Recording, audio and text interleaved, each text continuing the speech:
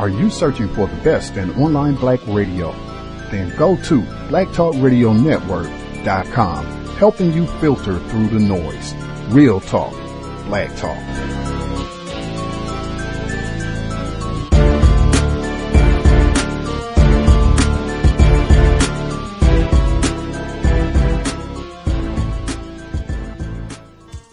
Context of White Supremacy. Gus T Renegade in for another broadcast, hopefully to share constructive information on the system of racism, white supremacy. Today's date, Friday, September 26th, 2014. So I have been told. We normally have some sort of little clip or an interview or something related to whatever book we're going to do to kind of introduce the program. We are foregoing that today to get right to the text. I had said before, thoroughly enjoying the book. That continues this week.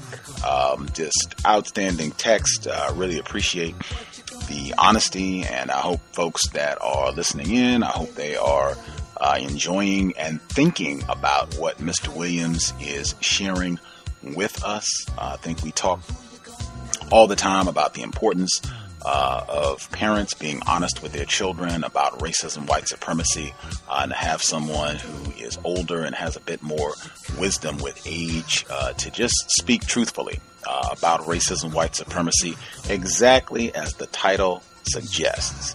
Black and white, the way I see it. We are picking up on chapter 10.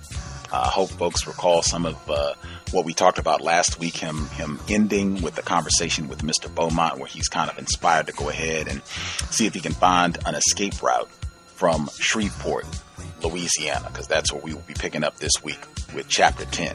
Without further ado, Mr.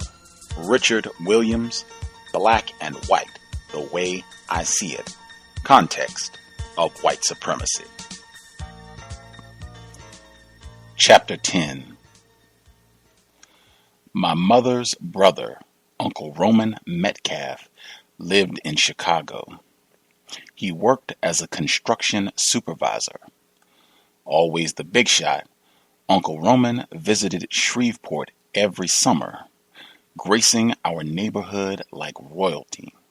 He was tall, muscular, and good-looking, and his flamboyant, loud-colored suits, spit-shined shoes, and wide-brimmed hats mesmerized the local women. Young and old, they swooned over him like he was king. Roman's sleek, tall, and hip walk made a major impression on me at 17. He was the epitome of flash and style, cruising through town in his fancy car, puffing on a cigar, his diamond-ringed hand resting elegantly on the wheel. Roman's stories about Chicago thrilled me. He gave life to a place I'd only heard about.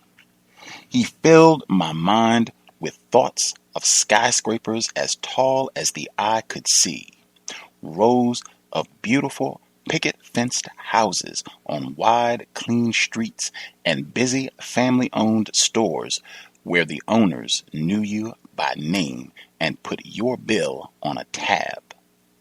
His Chicago was not a backward jungle filled with white hoods, nor an inferno that burned our homes and engulfed our hearts.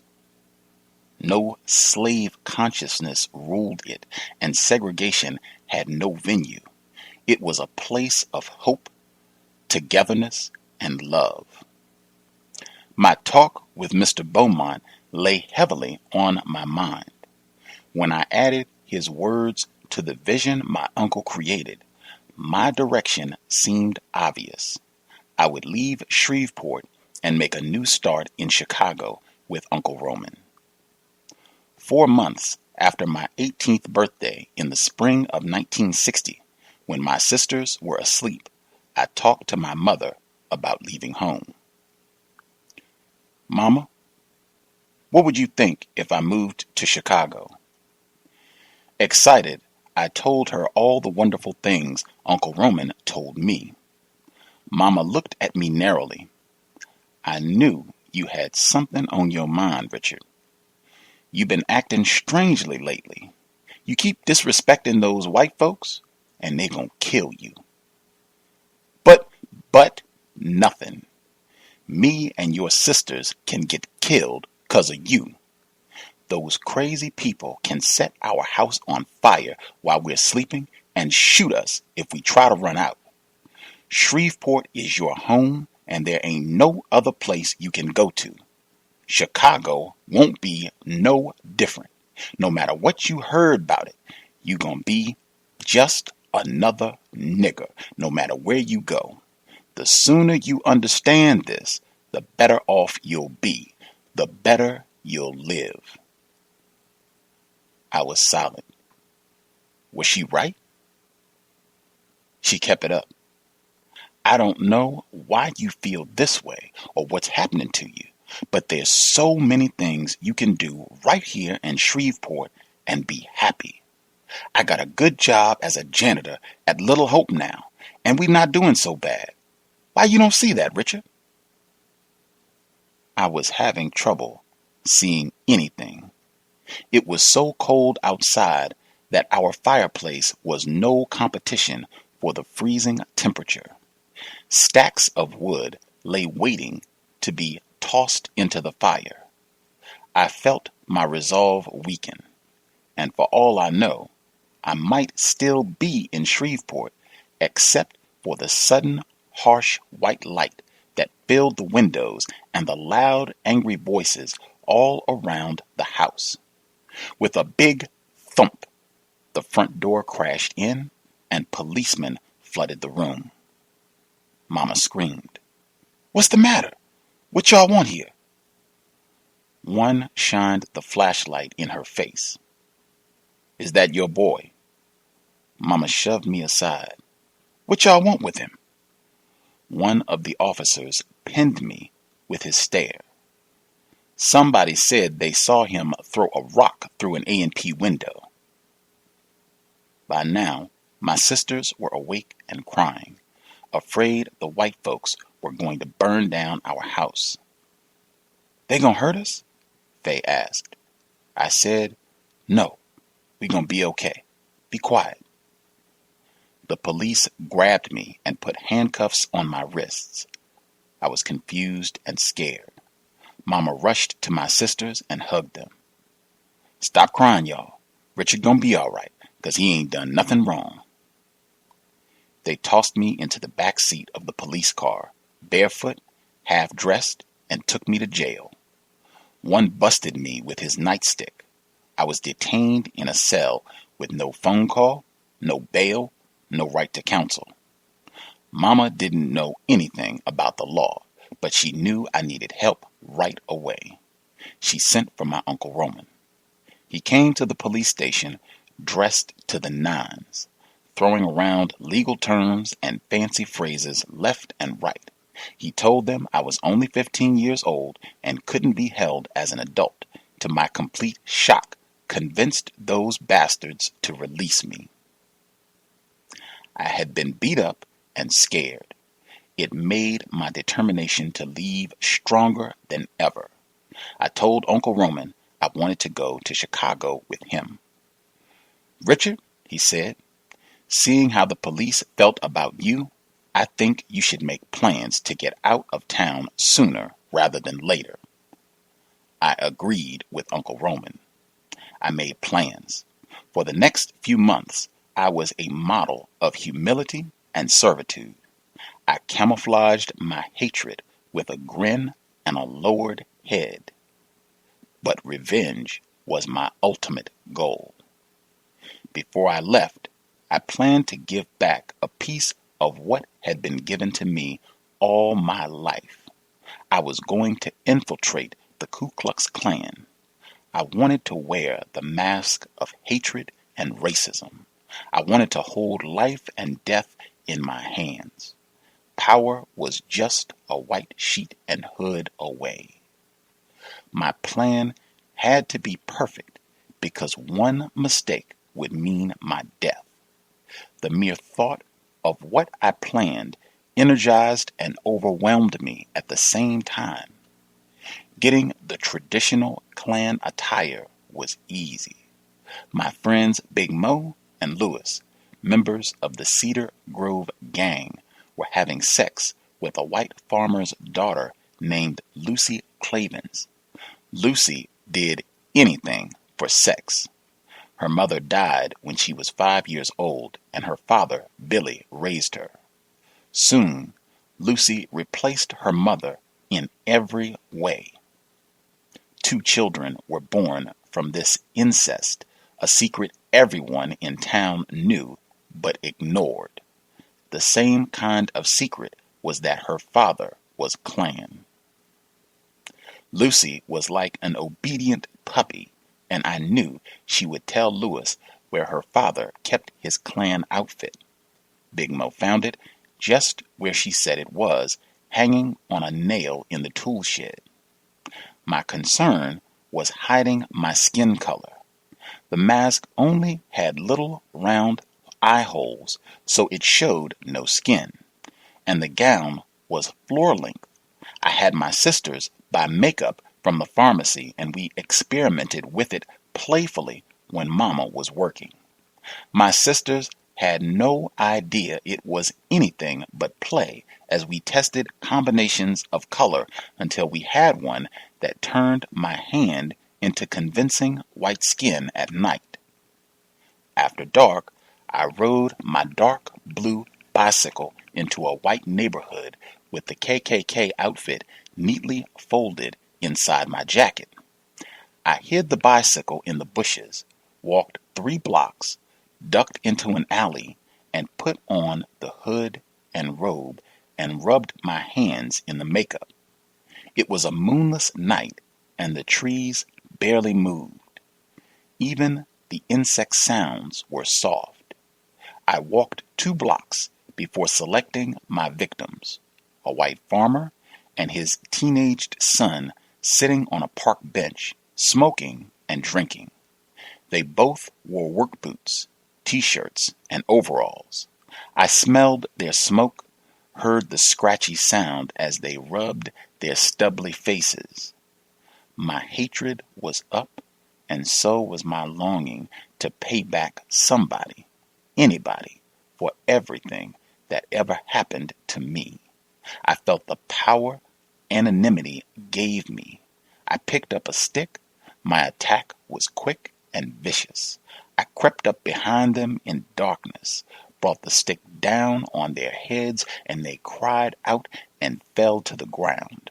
I ran away as fast as I could, taking deep breaths and whispering to myself, "Relax, stay cool." I pulled off the outfit, slipped it inside my jacket, rubbed off the makeup, and ran back to my bike. I pedaled slowly down the street until I was outside the white neighborhood, then pedaled like the devil himself was chasing me. When I pulled into my yard, my heart was racing from the adrenaline rush. That's when I knew I was going to do it again. The event was totally intoxicating. Capture meant death for me and my family, but I was willing to take that risk. The next day, word spread about the attack at the hands of the Klan. The son swore he saw the Klansman as he ran away into the night. Here was an unexpected twist. I had stirred up controversy and made whites their own enemies. 2 weeks later, I strolled into Broadmoor, a neighborhood nestled between 2 hills. I had parked my bicycle a quarter of a mile away and was wearing the KKK robe, looking for my next victim. Suddenly, a car drove toward me with its lights on. It was a police car. It was too late to duck into the bushes. The red and blue lights on the top of the police car flashed. Panic-stricken, I froze. One of the cops rolled down his window. I smelled cigarette smoke. Looks like somebody's going coon hunting tonight, eh? The boys are all around the corner. He sounded happy, just out for a night of fun. He tossed the cigarette butt into the road and waved at me, then rolled up the window as the car sped away. I stood there open-mouthed. It was the acid test. It was incredible. The police thought I was Klan. I walked around the corner. In the headlights of a pickup truck, I saw 3 Klansmen in uniform. One was holding a rifle. The other 2 were in the truck bed, struggling to hold down a Negro boy who was fighting for his life to get free. I didn't know what to do. To be honest, at first I didn't think about the boy who was likely to be murdered that night. I am sorry to say, at that moment, I was only concerned about myself. Before I could do anything, the driver called out to me in a hoarse voice, "Hey, we got that lazy nigger that ran away from Melvin's place. We're going to take him into the woods and shoot him dead. Get in." I climbed in the back, and it seemed like an eternity as we sped through the woods, bumping up and down on the deep, furrowed dirt road. Headlights bounced over bushes and trees. Spooky shadows slid by. I was ready to run or kill if they discovered me. I tried to calm my breathing. I wondered if they could smell my fear. Would I make it out alive? We stopped in a clearing, and the truck shuddered to a stop, engine clickings as it cooled. The men dragged the crying boy from the back. One said, "Shut up, boy. Nobody can hear you out here." I was trying to figure out my next move when the hoarse-voiced driver handed me his rifle and grinned. "If you shoot that nigger right between the eyes, it'll burst his head wide open." Laughter filled the air when someone else said, "Instead of the headless horseman, we'll have the headless nigger. He don't need a head no way, 'cause ain't a goddamn thing in it." Standing on the dark earth, harsh light flooding the clearing, the power was mine. I had a gun. I could get one before they even knew what was happening. Then I could kill the other. I surely had the right to kill them. I tightened my finger on the trigger. An eye for an eye, a tooth for a tooth, an enemy for a friend. I pointed the barrel toward the sky and let off 2 rounds. They froze. I pointed the rifle at them. "Let the boy go," I ordered. One said in surprise, "What the hell is wrong with you?" "Let the boy go," I said again and cocked the rifle. They looked at me like I was crazy, but backed away from the frightened boy. I said, "Get out of here, boy." At first, the boy didn't move, probably afraid I would shoot him in the back. I barked angrily, "Get your ass out of here." He bolted through the dark woods like a jackrabbit. Angry voices came from behind the hoods. "How could you let that nigger get away?" I could kill them. I could pay them back for the beatings. I could have my revenge. I had my targets. I wanted to pay them back for Chili Bowl and Augustine and Mr. Beaumont, for everyone who was ever kicked or cheated and left to carry the pain of it with them in their soul. The feeling of wanting it so bad started in my guts and crept up to my chest. It slid into my head, and I felt dizzy with power and hatred, just like them. That was the thought that stopped me. I didn't want to confront that, but there it was. Maybe it was my mother's teachings or something deep inside me, but there it was. When it came to cold-blooded murder, I was not, in the end, just like them. I gestured with the rifle towards the woods and said, "Start walking." As soon as they left the clearing, I threw the rifle in the truck and drove off. I had driven the truck for the fence company many times, so I knew how. After a while, I saw the Red River. As soon as I found an opening in the trees, I drove the truck into the water with the rifle and the KKK uniform inside and walked back to town. When I got to my bicycle, I pedaled home as fast as I could. The cool night air, like a tranquilizer, calmed my nerves. Once home, I sat on the back steps and replayed the night's events in my mind over and over again. I was furious with myself that I hadn't shot those men. I was more angry about that than happy about saving that boy. It made one thing clear.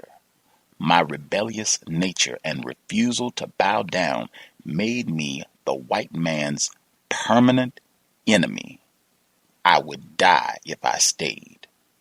The thought of leaving Shreveport filled my heart with grief because I would be leaving my mother and sisters.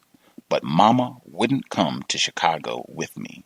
No matter how much I argued, she just couldn't see her way out of where she had lived all her life. No matter, I had to go. Anger threatening to grow out of control was brewing inside me. The same violence that instilled fear in my people had taken root in me. I was a time bomb waiting to explode, and the only way to defuse it was for me to leave. I felt tears come to my eyes as a wave of emotional fatigue hit me. Sometimes a man gets so tired he can't stand it anymore. There comes a time when you can't take being abused anymore. A time you get so tired of people taking bats to your body and chasing you with dogs and guns, you can't take it one day more. I was tired of not being a free man. I was tired of being pushed around. I was tired of being hated. I was tired of fighting. It was too much. My body couldn't take any more. Inside every part of me was a weariness so deep that all I wanted to do was lie down and sleep and surrender to whatever God there was so that he should let me just die and be free of all this. My shoulders couldn't hold up under the weight any longer. My back was breaking. I was worn out and worn down, and Chicago beckoned like a woman who wanted me. I was heading for paradise. Chapter 11. 6 months after the police arrested me in my house and Uncle Roman came to my rescue, I lay curled up in a boxcar on a freight train heading for Chicago. It was a cold December morning in 1960, and I was 18 years old. I had gone to sleep just hours before and woke at the shrill cry of the train whistle. I came awake at once. You had to be on guard when you rode the rails. There was always danger from yard bulls looking to throw you off the train and other hobos, poor as you were, looking to rob you of what little you had. I loved the thunderous rumble of the freight trains. It was the sound of power. Watching the countryside roll by, I felt like I was finally controlling my own destiny. Every train north felt like passage into a new world. Despite the danger, I loved those smelly old wood freight cars, even those filled with livestock. Some trains, called hot shots, carried butchered meat for next day consumption. To avoid spoilage, they got to their destinations faster than regular freights. It didn't really matter to me how slow or fast they went.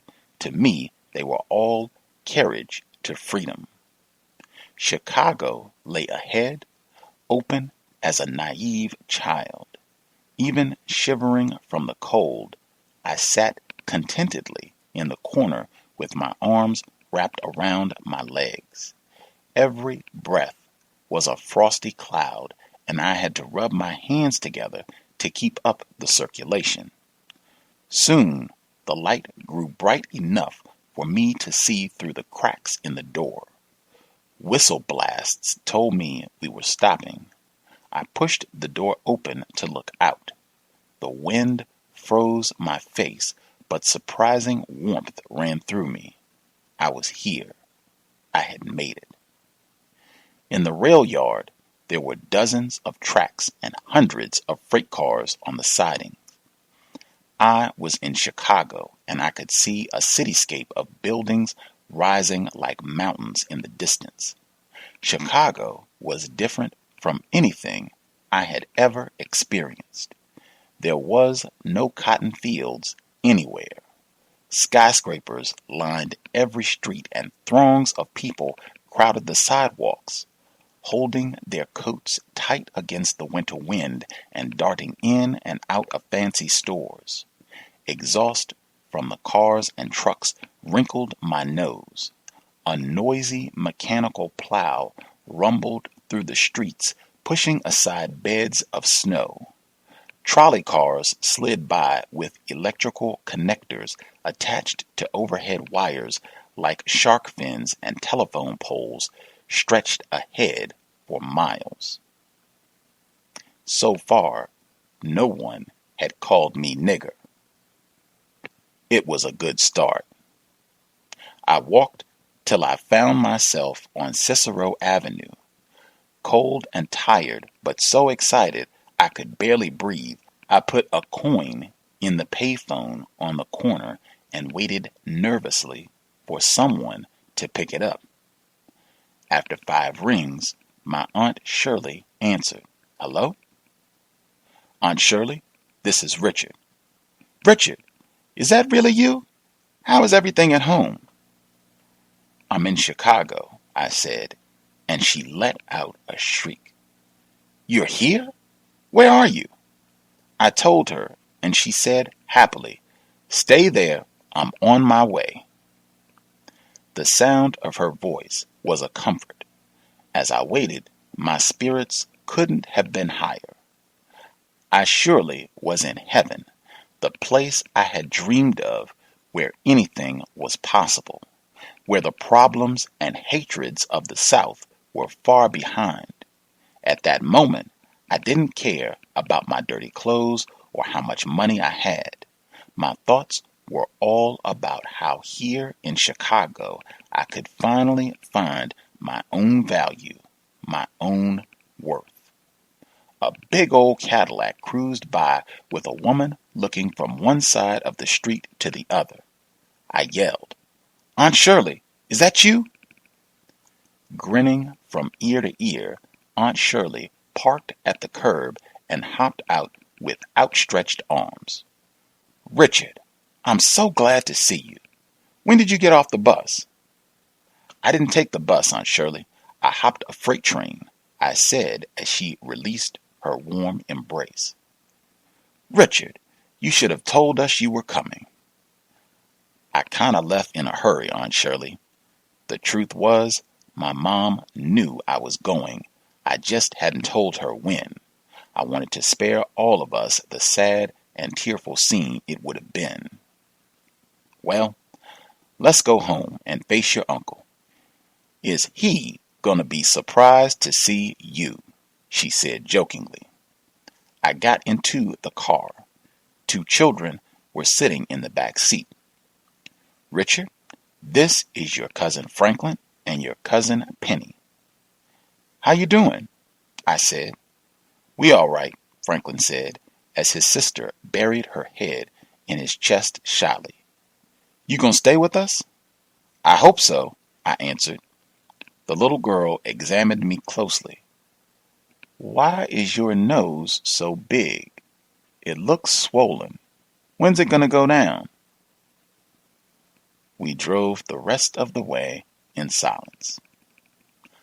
Uncle Roman and Aunt Shirley lived in an apartment on the west side of Chicago. 10 families lived in the building. Unlike the wooden dwellings of Shreveport, their building was dark red brick. The mailbox wasn't at the curb, but was actually attached beside the front door.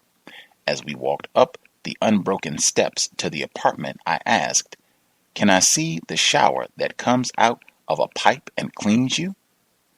Aunt Shirley laughed. "I know what you mean. When I first left the country and saw that thing, I was shocked because I was used to bathing in a number 3 tub." The apartment seemed like a palace to me. There were 3 bedrooms, a bathroom, a dining room, and a living room. In the living room, 2 blue floral print couches sat next to matching chairs. There were end tables with lamps and a round table with ceramic figurines. A black and white television sat regally at one end of the room. The walls were full of family pictures, ceramic birds, and mirrors. One wall held a big picture of Jesus. He was white. A Klansman once told me, "Jesus don't let little ugly niggers like you into heaven." Aunt Shirley showed me the restroom. I had never used a toilet before. I didn't know how it worked. She had to show me to pull up the seat and how to flush. After looking at the shower, I asked, "Aunt Shirley, can I see one of your towels?" I couldn't believe how soft it was. I rubbed it all over my face and hands. I must have looked silly. Aunt Shirley was trying to keep from laughing. Finally, she exploded. I joined her, and we laughed until we cried. Uncle Roman was surprised to see me when he came home. "Richard, does Julia know you're up here?" "No, sir," I answered, afraid he would be angry. All he said was, "No matter. I'm glad to see you. Now let me wash up." Uncle Roman was a construction supervisor. When he got home, his clothes, shoes, and face were covered by so much thick white dust that he looked white. His large white hands looked tough and strong when he pulled off his yellow hard hat and vest. When he removed his dark green goggles, around his eyes were the only dark spots. After Uncle Roman washed and changed, Aunt Shirley served us dinner at a long oval table with a lace tablecloth. She set plates, saucers, forks, spoons, knives, cups, and glasses, all a luxury to me. Uncle Roman sat at the head of the table like a king, and Aunt Shirley sat at the other end like his beautiful queen. Franklin and Penny argued over who would sit next to me. Penny won. Then Aunt Shirley set plates of hot food in the middle of the table, and the delicious aroma made my stomach growl. Kool-Aid was the drink of choice in Shreveport, but here they had real soft drinks. After we said grace, I attacked the food like a hungry wolf. "Richard, you had enough? Don't be shy. Eat as much as you want," Aunt Shirley urged. Between mouthfuls, Uncle Roman said, "I'm happy you come here, Richard. You don't belong in the South, 'cause you too damn stubborn and strong-willed just like I used to be. I never got Julia to understand that. I wanted to invite you here, but I would never go behind my sister's back. Whenever I discussed you moving here, Julia got so mad. We ain't never had nothing but struggle all our life. I couldn't understand why she wanted you to stay there to be a janitor like her, or maybe end up dead. His face grew pained as he looked into the distance. When I was about your age, some white men spotted me in the woods while I was hunting. They stood me up against a tree and tied my hands around it. They ripped my shirt off and beat me until the flesh ripped from my body. Every time that whip hit me, I screamed. His eyes brimmed with tears. Aunt Shirley came from the end of the table and sat next to him, rubbing his arm compassionately as he continued. I remember asking God to let me die, 'cause it wasn't nothing to live for. Then a voice inside my head kept saying, I'm a man. I'm a man. All of a sudden, I didn't feel no more pain. Every time the whip cut into my skin, I whispered to myself, I'm a man. They left me out there to die, but old Mr. Beaumont found me and took me home. Julia and Mama doctored on me until I got better, but the scars never went away, Richard. Every time I came to Shreveport, I begged Julia to let you go home with me, but she say no, 'cause things wasn't as bad as they used to be. She'll be mad at me when she find out you here, but I'll deal with that. I might even be able to get you a job here. If I do, can you start right away? Hot food, nice apartment, family all around, and best of all, no Shreveport? I grinned happily. Anytime you say, Uncle Roman. As good as his word, Uncle Roman got me a job working with him. We reported for work at 7 a.m. in freezing temperatures and left at 4 p.m. Aunt Shirley rose early and filled our brown lunch bags with sandwiches she made from dinner the night before and cookies she baked because Uncle Roman had a sweet tooth. He had a hot cup of coffee every morning, but I never touched the stuff. Generally, I still don't.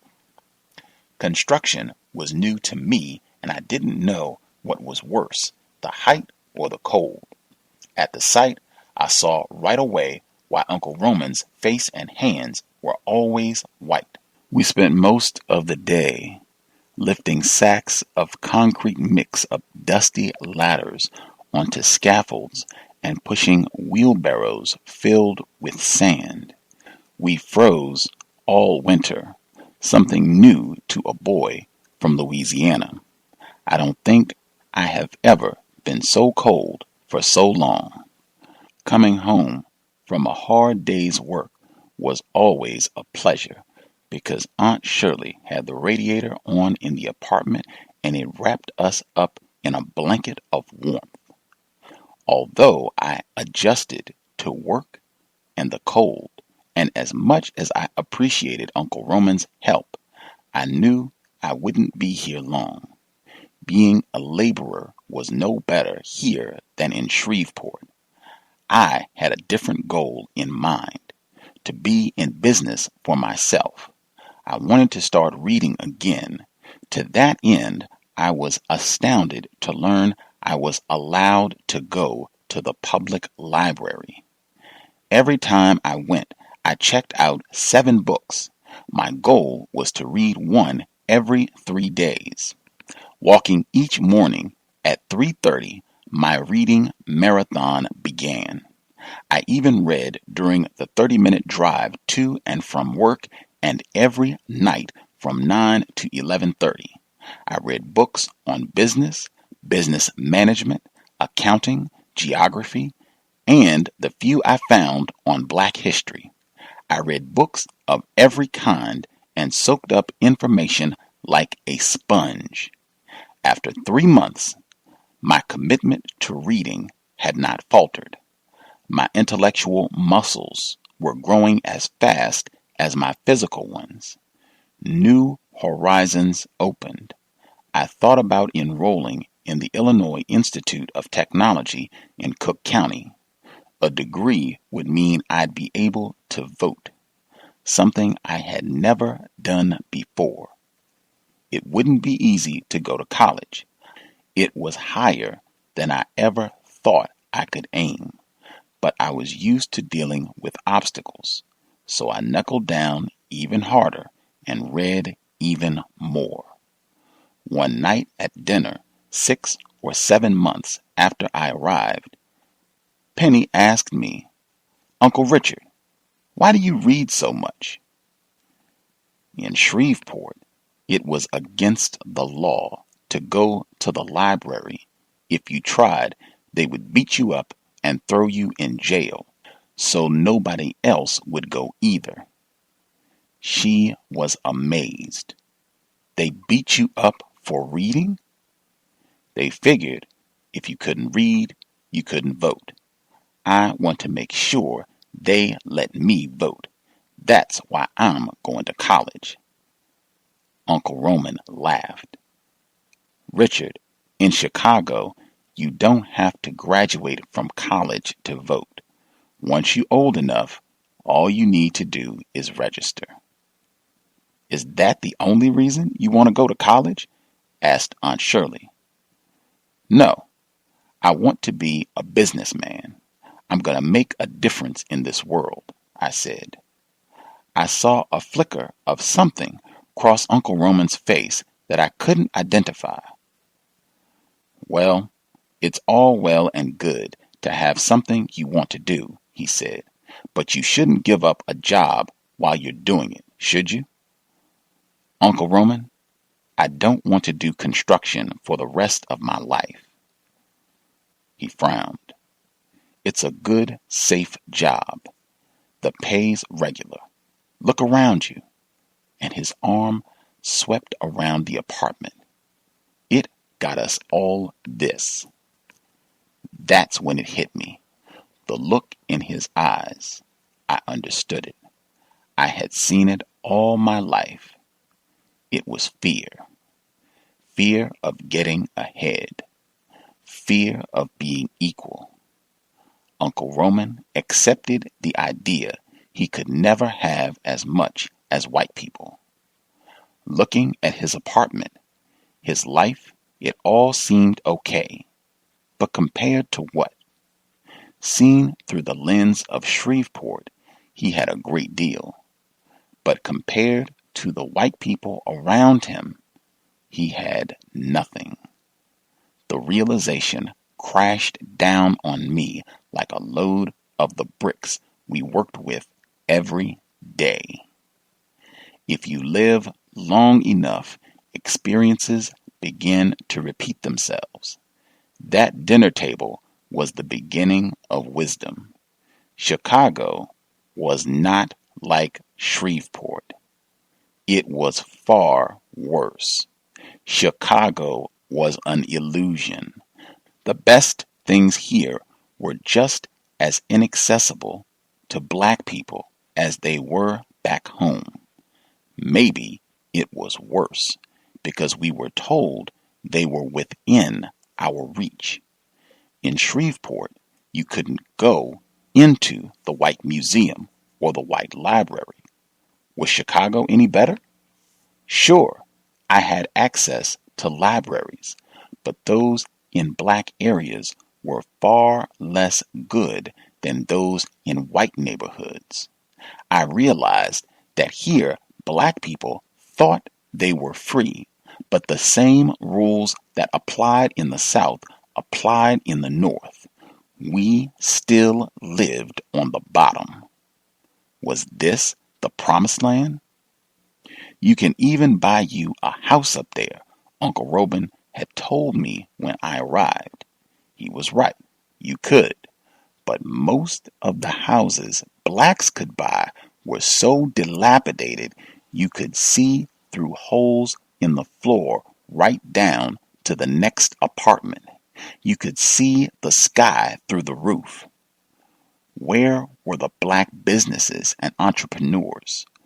What did it say that working at the post office was the best job a black man could have?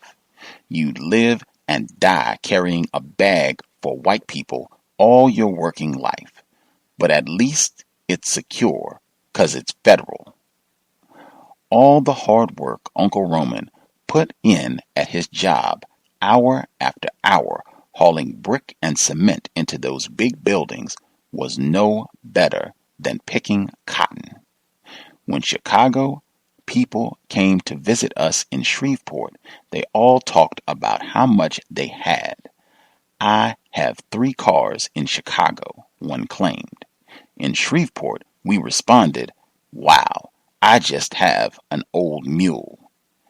Maybe in Chicago, I could have 3 cars too. I saw people who did have 3 cars, and some had even more, but they were mostly broken down wrecks that would never run again. It had been so stupid. I'd never really looked closely at the car Uncle Roman drove. It could barely make it there and back, and a couple of times it broke down. The truth was right in front of their faces. They just wouldn't see it. The police here hated us the same way and beat us up the same way. The only difference was that the police here were more organized and could catch you quicker. Chicago had no ditches to jump, no woods to hide in. It was the same with food. Here, everything was in stores. It took money to eat. In Shreveport, we could always steal a chicken or pull food from the ground. Segregation in Chicago was a fact. Racism was a fact. Separate schools were a fact. Ghettos were a fact. In Chicago, you were still called nigger. You were still beaten up. You were still shot. You were still poor. Even if you were doing as well as Uncle Roman and Aunt Shirley, white people could treat you any way they wanted to. They were the law. The pride that the North took in being so liberal and liberating black people from the South was the worst lie in the world because it could get you killed. It would get you killed. In order for a lie to work, you have to believe it. I saw the truth. I wasn't about to live that way. I was so disappointed in Uncle Roman, it broke my heart. He told me when I arrived I could do anything I put my mind to, but in the end, he didn't really believe it. Did he ever think I would succeed? It made for a rift between us that grew worse every day and never healed. And soon I realized I had to leave his home and find a place of my own. I had been paying Uncle Roman a sizable rent to live with him. I wanted to cut my expenses so I could send money home to my mom and my sisters. I moved into a cheap apartment on the west side of Chicago. It was depressing. Tenement buildings leaned against one another like drunks. I had never seen a neighborhood so disorganized, so filled with garbage, so filthy. In the hallway of my fire trap building, I daily passed people having sex or doing drugs and saw bodies sprawled out on landings or in the vestibule, unconscious or dead. The apartment cost $25 a week, but it wasn't worth a penny. The water pipes leaked. The old refrigerator never ran right. Bugs infested the kitchen. Rats feasted on garbage and lived in basements and bit people while they sleep. In the hallway, I saw rats bigger than the rabbits I hunted as a kid. I was so afraid of being bitten I couldn't sleep. I lay awake at night while the rats scurried inside my walls. A week after I left Uncle Roman's, I got a job working in the mailroom of a big commercial office building in the Loop, Chicago's downtown commercial center and the seat of city government. It paid me $1.50 an hour. The office building was a welcome change from the construction site. No more overalls and heavy work boots. My new uniform consisted of dress trousers, a long-sleeve white shirt, and a bow tie, the first I'd ever worn. Feeling strikingly handsome and confident, I was sure I could work my way up. Wanting the bosses to notice me, I worked harder than anyone. My energetic demeanor, however, disturbed some of my coworkers. One worker, named Perry, was a light-skinned Negro who had recently migrated from Huntsville, Alabama. Perry was the perfect example of a frightened Negro. No confidence, no courage, and no character. "Yes, sir," was his instantaneous response, spoken with a bowed head to any white man, careful never to look him directly in the eye. I despised his cowardice.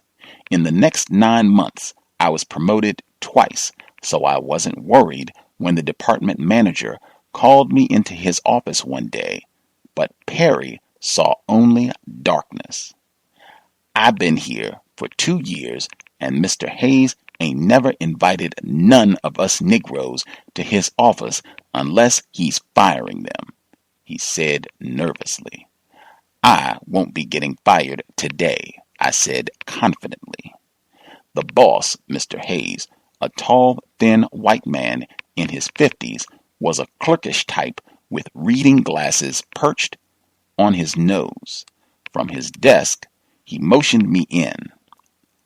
"Sit down, Richard. I hear you do all your work and then help everybody else. I like that. I also hear you are a good basketball player, as good as the pros." I looked directly into his eyes and he went on. "We have a basketball team and I'd like you to play on it. Frankly, we're terrible and we lost badly last year. I don't want us to look like fools again. I spoke with the vice president and he agreed we can promote you. We'll pay you good money too, if you play. How does $125 a month sound?" "How does $150 a month sound?" I countered. "I'd love to play for your team if $150 sounds good to you." He nodded grudgingly. "Let me talk to the VP and see what we can do. You can go back to work now." 2 days later, Mr. Hayes informed me that I would be paid $150 a month during the basketball season. If we won the championship, they would pay me $200 a month, with another increase the following year. Having no faith in the legal system, I insisted the agreement be put in a written contract signed by all parties. They agreed. I couldn't believe it. Now I would be able to pay my rent, eat, and send money home. Recruiting other black men from the neighborhood was easy. Going up against a superior white man's team was an instant draw. Mr. Hayes and the company got their money's worth. On defense, I shut the other teams down. On offense, no one could stop my hook shot. I averaged 27 points a game and we won the championship. As a result, my wardrobe became more stylish and fashionable. Wing-tipped shoes, dress socks, pinstriped trousers with suspenders, starched white shirts, bow ties, and finally, underwear, some of the first I ever owned. It was a new era for me. I was young, I was single, and I had money in my pocket. All that made me a very eligible bachelor. That didn't mean as much to me as it did to most other young men. I didn't shun relationships with women, but I knew they could lead to problems. I found the women in Chicago the same as in the South, uneducated, compliant, and focused almost entirely on bearing children. They didn't know any better. Malcolm X said that a man cannot do better until he learns to educate himself. Black women in Chicago were as poor as they were uneducated. They believed the myths passed down from generation to generation. They learned what their mothers told them, and their mothers had learned it from their grandmothers, all the way back to slavery. I was ambitious. The women I saw around me and where I lived couldn't help me gain any of my dreams. To reach an understanding before I ever made a commitment with any of them, I was completely honest and took nothing for granted. I know what you gain if you're with me, I'd tell them. What do I gain if I'm with you? Sadly, they were all the same. They had no vision of success other than working at some mindless job that offered nothing in the way of improvement for them or for me, and having kids. I didn't want to be involved in that type of relationship. I asked my uncle what to do. He told me, "You know that corner right there?" "Yeah, I know where that corner is." He said, "I go up there and get me a girl and we have sex 2 or 3 times a month. That way I don't have no responsibility. You can do the same. If you don't want to do that," he said, "the bathroom is in there." Recreation was not always easy. Even when it came to sports, certain areas were still closed to me. I had learned to play golf at a country club in Shreveport. Only white people could be members, but Negroes could earn a little bit of money working in the kitchen, cooking and serving food, or tending the lawns and bushes, or caddying for members and guests on the golf course. As a young boy, I caddied for lots of people, including one guest member, a well-known actor named Dale Robertson, who starred in westerns. He liked my caddying so much, he actually gave me one of his clubs, an old #1 iron. From the time I was about 10 years old, I hit balls with that club. As time went on, I fixed a couple of discarded clubs and an old putter lying around the clubhouse until I had enough clubs to play the whole course. I could only play at night, but I was a natural athlete, and long after hours I would roam the course. I got to the point where I was sure I could beat most of the members, but that was a dream I never realized. In Chicago, blacks couldn't play on city courses, so for the fun of it, I used to borrow a friend's clubs and go to a nearby park to hit balls. I was out on a grassy area driving balls across a field when a well-dressed white man carrying a few irons approached me. I had seen him here hitting balls before, probably his after-work exercise. He was a big, dark-haired, preppy sort with a flat-top haircut, a big jaw, and blue eyes, in his mid-30s, wearing a shirt and slacks.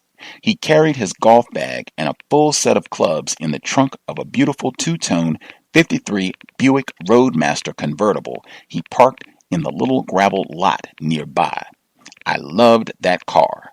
It was salmon and beige and had those little chrome holes on the sides we called ghetto bullets.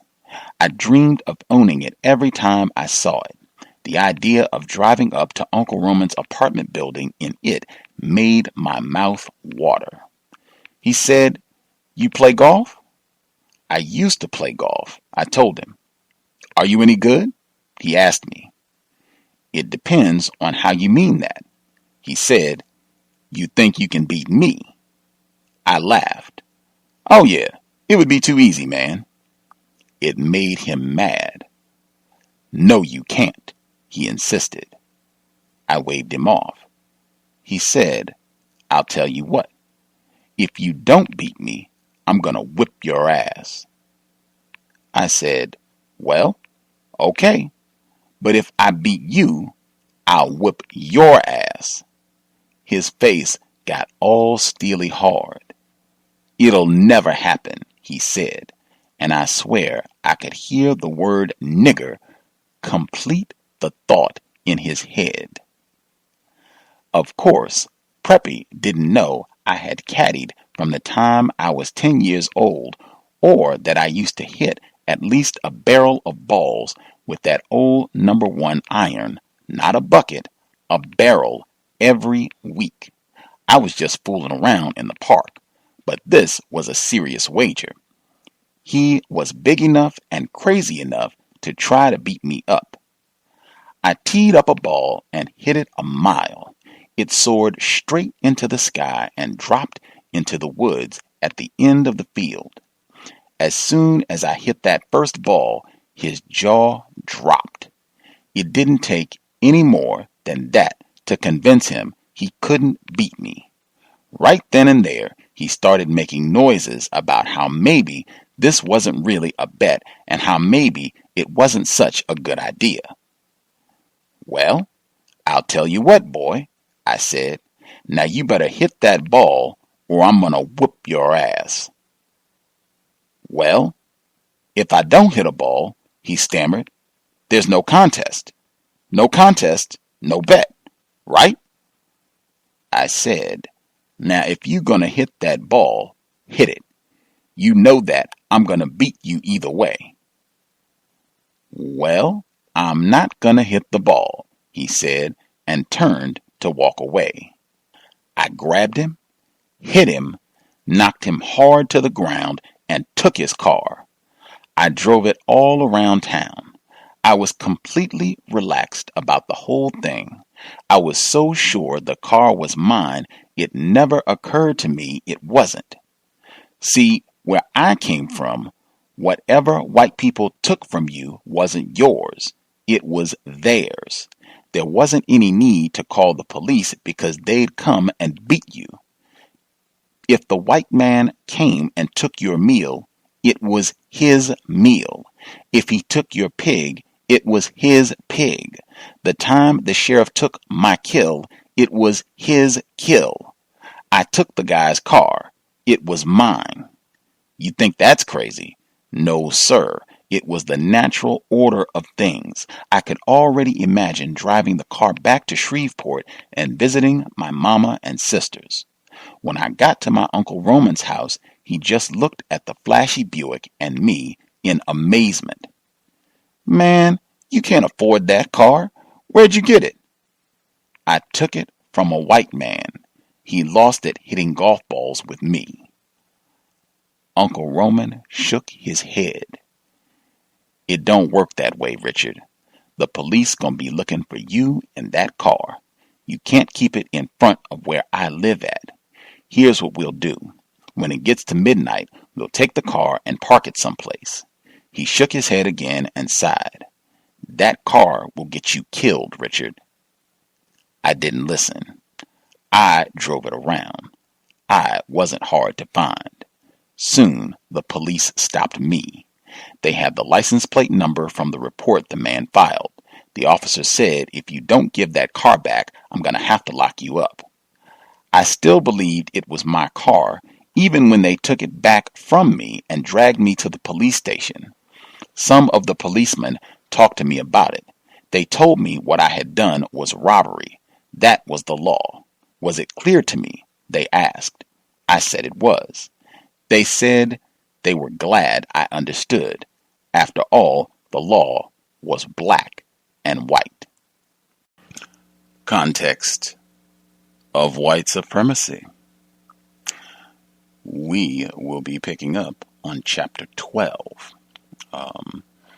Make a little mark so you'll be ready to roll, but picking up on chapter 12 for the second audio segment. Feel free, chime in if you would like to participate. The number to dial is 760-569-7676. The code is 564-943#. Press *6 if you would like to participate. If you don't want to use your phone, you can use the free Flash player. The button should be on the Black Talk Radio Network page. It's in the center. Can't miss it. Very blatant.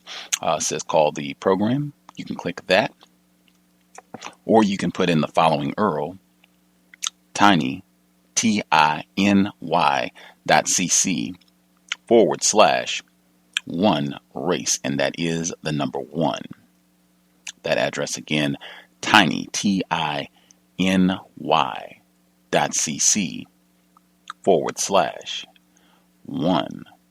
race. You put in that address, click the link on the left of the page that says Free Flash Player. Once you do that, a tiny window will open on your screen. The top line is a drop-down menu. Select the number that I just gave out, which again is 760-569-7676. The next line, it will ask for the code. That code again is 564-943. The final line, it will ask for a name. You can type in random keys. You can use a nickname, whatever you are comfortable with. Once you get all that filled in, click the green button at the bottom.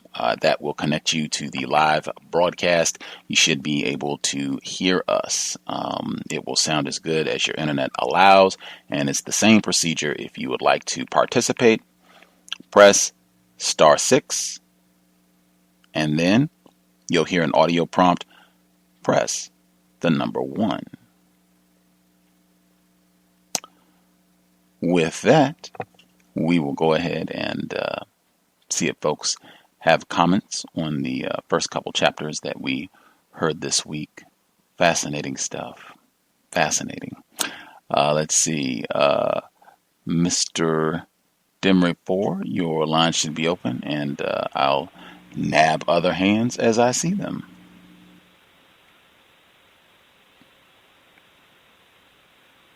Caller at 5320 should be with us as well.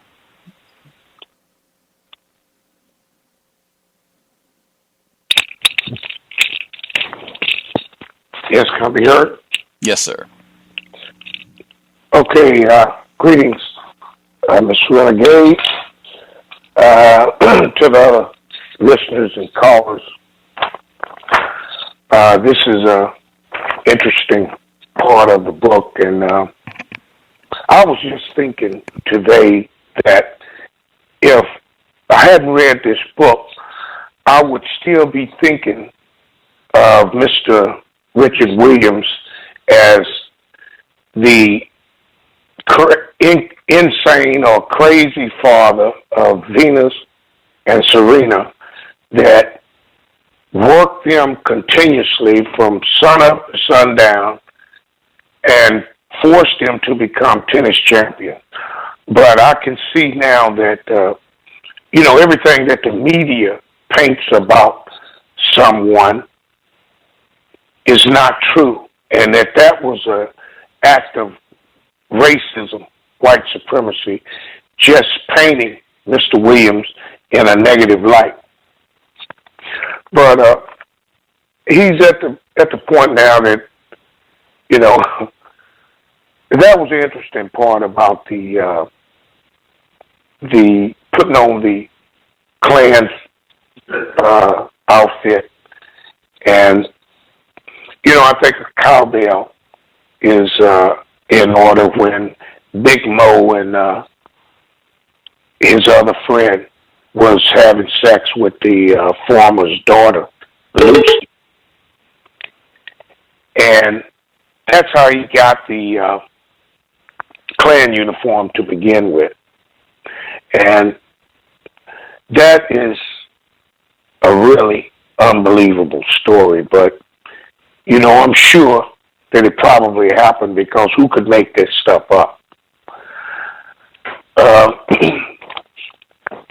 Another thing that intrigued me was, Chicago and other big cities, to rule non-white people, especially blacks, were places of hope, and they thought that for some reason, I guess, racism didn't exist in these cities, like in the last book that we read with Maya Angelou, thinking that San Francisco may have been absence of racism.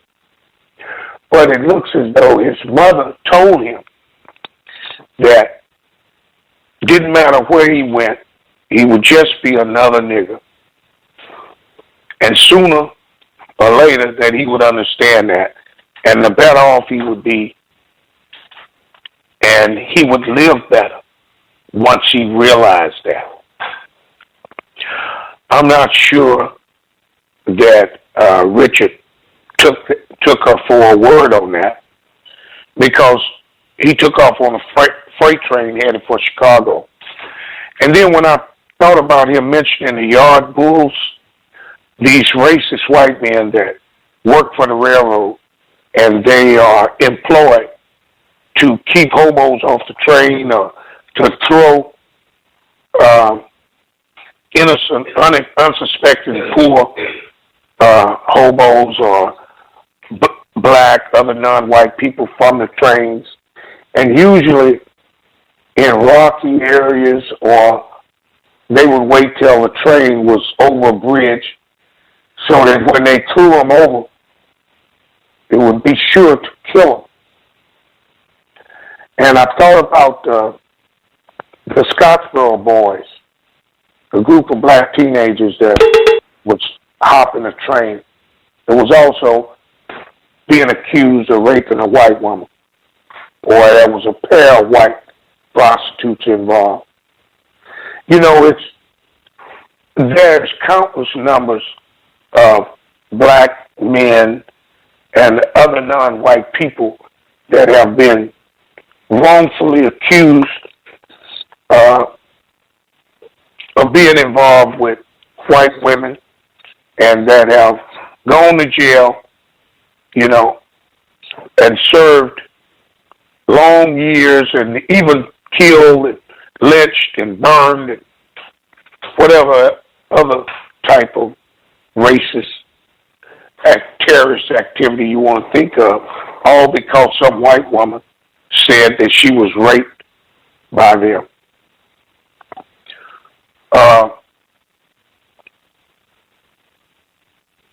Mr. Williams thought that going to Chicago, he was going to, I guess, somewhere deep in his mind, it was going to be different than Shreveport, that somehow it would be different. But then when he got there, and after living with his uncle for a while, he realized that Chicago was really no different than Shreveport. In some ways it was different, but the racism was just a more refined version of it. He named some things about poor living conditions and the organization of the police. Yeah, the way that the police department was organized and endorsing racism, and the Klan or racist organizations existed in that area too. Also, it was just ironic that, you know, he would think Chicago was any different because this time period was sometimes in the 50s, and that was a Dr. Percy L. Julian that in the 1950s was moving to the Chicago suburbs in Oak Park, and he was the first African American to reside there. And the terrorism that he experienced, his house being firebombed, it turned out that Dr. Julian was a world-renowned chemist, and that he was responsible for chemical synthesis of human hormone. I guess you might even call him the father of what we commonly use as steroids today. But even this guy, in his genius and his notoriety did not exempt him from the terrorist acts of whites who actually planted dynamite in his home. And I was going to also mention that a documentary aired about him on the PBS channel. It was called Forgotten Genius. But another thing, with Mr. Richards, it was interesting that his view of black females was that of a negative view. He viewed them as being uneducated, compliant, and focused almost entirely on bearing children.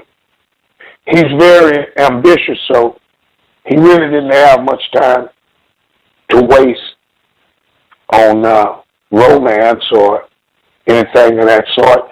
And he couldn't turn to his uncle for advice because the best advice his uncle could give him was point out a street corner and tell him that the women on that street corner could provide sex for him, you know, I guess for a certain fee, which is really inadequate advice for a maturing young man. And I think I'll mute my line there and give someone else a chance. Right on, right on. The caller at 5320, do you have any comments or any of the other folks who are listening in? May I be heard? Yes, ma'am. Good evening, Gus, to the other callers and listeners. I am enjoying this book a lot. I believe that when we first began the book, I made a comment regarding Mr. Williams actually intentionally and purposely choosing this sport that's dominated by white people to coach his daughters in and have them succeed in to counter all of the experiences that he had and the terrorism that he suffered at the hands of white people. And again, I believe that is true. I think that his infiltration of the Klan and his retribution, that I think that he continues, I mean, even to this day, to vicariously infiltrate and to get retribution through his daughters. That's what I view this as. Early on in the book, when he was talking about how he had been out in the woods with the Klan and this unfortunate black boy who was captured to be killed, I noticed that the Klan members were making jokes about black people and their deaths. And I think there was a guest on last night on the cows, and that came up, how white people regularly think about killing people and think it's a joke. In Mr. Williams saving the boy, perhaps saving the boy, he saved his own life as well, as opposed to killing the Klansmen. Perhaps that would have brought a great deal of death to the blacks in the area. And I wonder, because the book doesn't go on to describe what happened, it just has them going away to Chicago after this incident. I wonder if there were any consequences paid by the blacks in the community for Mr. Williams' actions that night of saving the boy and threatening the Klan. Because, they don't like stuff like that. And I just can't see people just getting off,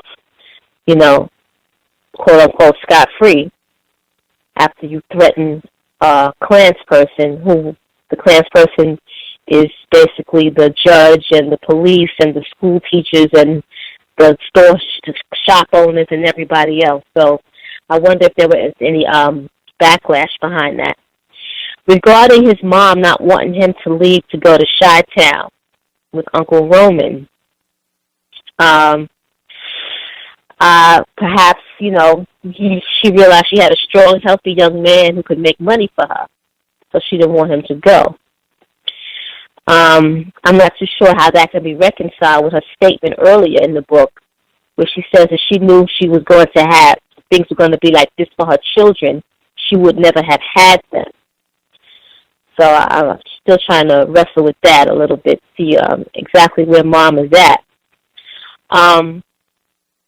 Uncle Roman, his mother, and every black person who works for someone else are victims of this safe job syndrome. Safe from the envy of white people, not being more than the nigger should be, and every crab in the barrel has to stay in that barrel. However, it was very astute of Mr. Williams to so-called peep the game by seeing that big city split up black life is an illusion, and that terrorism in the South just takes a different form in the North.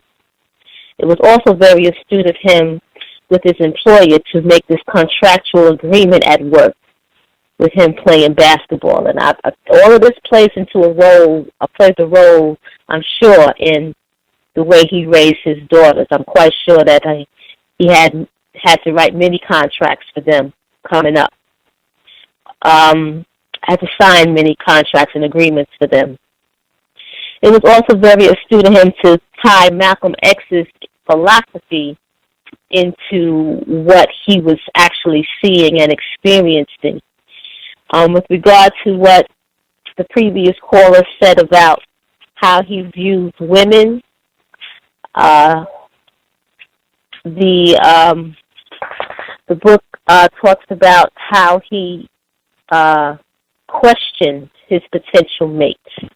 And it reminded me of what Mr. Fuller had always spoke of regarding questioning your mate to see how constructive any attempted relationship was going to be. So that just reminded me of that as well. And his exposure to white recreation in the form of basketball and golf, I'm sure also played a role in what he had done for his daughters, how he had been an integral part of them advancing, because he sees how they operate. He sees what kind of games they can play, how they don't like to lose. So I'm quite sure he imparted all of these things to his daughters, and that helped them to be as successful as they are. And that's all I had. I'll mute my line. The caller, good to hear from you as well, caller in New York. Caller at 8179. You should be with us as well, 8179. Hi, can I be heard? Yes, ma'am.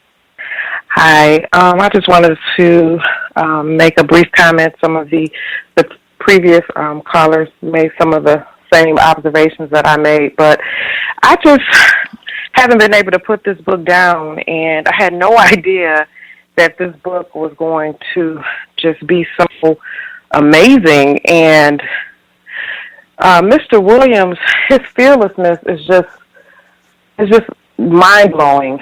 I think just understanding all of the things that he's been through, I mean, he's really like a true Superman.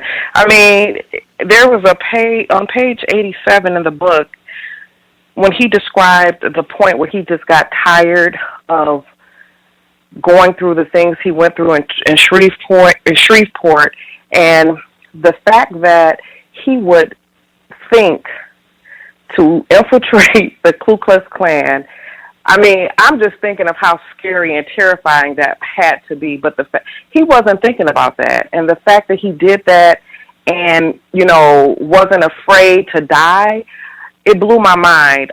It just makes me think of when I watched Django for the first time. It took so many people to convince me to watch this movie because I just was like, well, no, it's probably another one of the same type of movies that they put out there. But finally, I got convinced to watch it. And when I saw it, I'm like, wow, that's the hero that, Black people need, someone who's just not afraid to face, these terrorists. And reading this book, I mean, it's just no wonder why he's attained the level that he's attained in his life, because I mean, it's just the fearlessness. It's like, at a certain point, it's just, as I'm reading the book, he's like, well, what do I have to lose? And the fact that he's willing to sacrifice his life and sacrifice just everything because he's tired, it just blew my mind. So this book, whoever recommended this book, I just want to personally thank you, because I would have never picked this book up. And it has changed my life. I'm just so inspired by his story. And it's a great read. So that's just what I wanted to share. And also, the last part that stuck out to me was how he just pointed out the importance of reading. And so many people this week, I just was watching my Facebook timeline. Everybody's just geared up to watch Scandal and all these, shows that are just a waste of time and just add no value. But how he changed his life. I mean, first of all, he couldn't read. He was astounded by the fact that he could go to the library and there weren't any repercussions, and he took advantage of that. And here, every day we have the availability to read. Books are just at our disposal. The internet, just information is there. And so I just commend everybody that's on the line and everybody that is just, focused on the things that will make an actual difference in our lives, and just enlighten us with the things we need to kind of, overcome this challenge of racism, white supremacy. So that's all I wanted to add, and I'll mute my line. Right on. The caller in a blocked number, person that dialed in from a blocked number.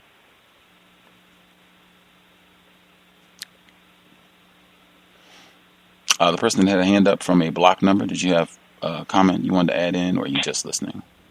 Just listening. Thank you. Oh, right on. Howdy, Karma. Right on. If there are other folks who have comments they want to share, we have probably about 20 minutes or so. If you have anything else you want to get in before we get to the second audio segment. Caller in Alabama, did you have comments you wanted to get in? Yeah, it just kind of, I just want to say, like, when he said something about the post office, a job at the post office was like one of the best jobs a black man could get. It kind of struck home. Because I remember a guy who probably, if he was alive now, I don't know if he's still alive, he'd probably be about 80 or something now. But he told me, he would tell me as a kid, he was like, man, whenever you get out of school or something like that, man, get you a job at the post office. Because I'm telling you, man, you live a good life working at the post office, and I know a lot of people that still think like that, I'm probably one of them, I think like that too, you know what I'm saying? But, like a job at the factory, a good job at the factory, or a good job at the post office, they're like a dream job. You see what I'm saying? But, so it kind of struck home when he said that. It kind of made me think about, going into business for yourself is that's a step up from having visions of trying to work for somebody else, especially racist man or racist woman. But, I just wanted to call it out because it kind of struck home when he said that right there. I mute my line. Yeah, that portion reminded me of a lot of the vitriol that we hear about big government and even directed at the post office, where people are disgruntled. They have a big deficit now, and they are trying to figure out how to make all of that work. But I think we've talked about that for some of the folks that are on the line now, even that white people, that's how they think of the post office too. That this is just more welfare for black people. I think that even came out, if folks caught, there was a court case last week where a white, brute, racist fireman, he got into a dispute with a black postal worker, and he ended up assaulting him and calling him a nigger, and even there were just random pedestrians who were walking by, had nothing to do with this, didn't know either of these folks, were walking by, but they were black. He's calling them nigger as well. One of them was a black female. He called her a nigger too. But yeah, he was yelling in that and saying that, that you're just a dumb nigger and you can't get a job doing anything but working at the post office. So that has a lot of resonance, even all the way 2014. Just gotta say one thing. You made me think about it. Yes, sir. Even the white racist female who attacked the black male who worked at the post office, and he got fired just because she attacked him. He didn't do nothing to her. She was saying, you remember the video was viral on YouTube or something? Yes, sir. I remember line. Yeah. That I remember exactly what he's talking about just a couple years back. One thing I had a question I was going to ask, but I guess 2 points I'll get in. Warmth of Other Suns.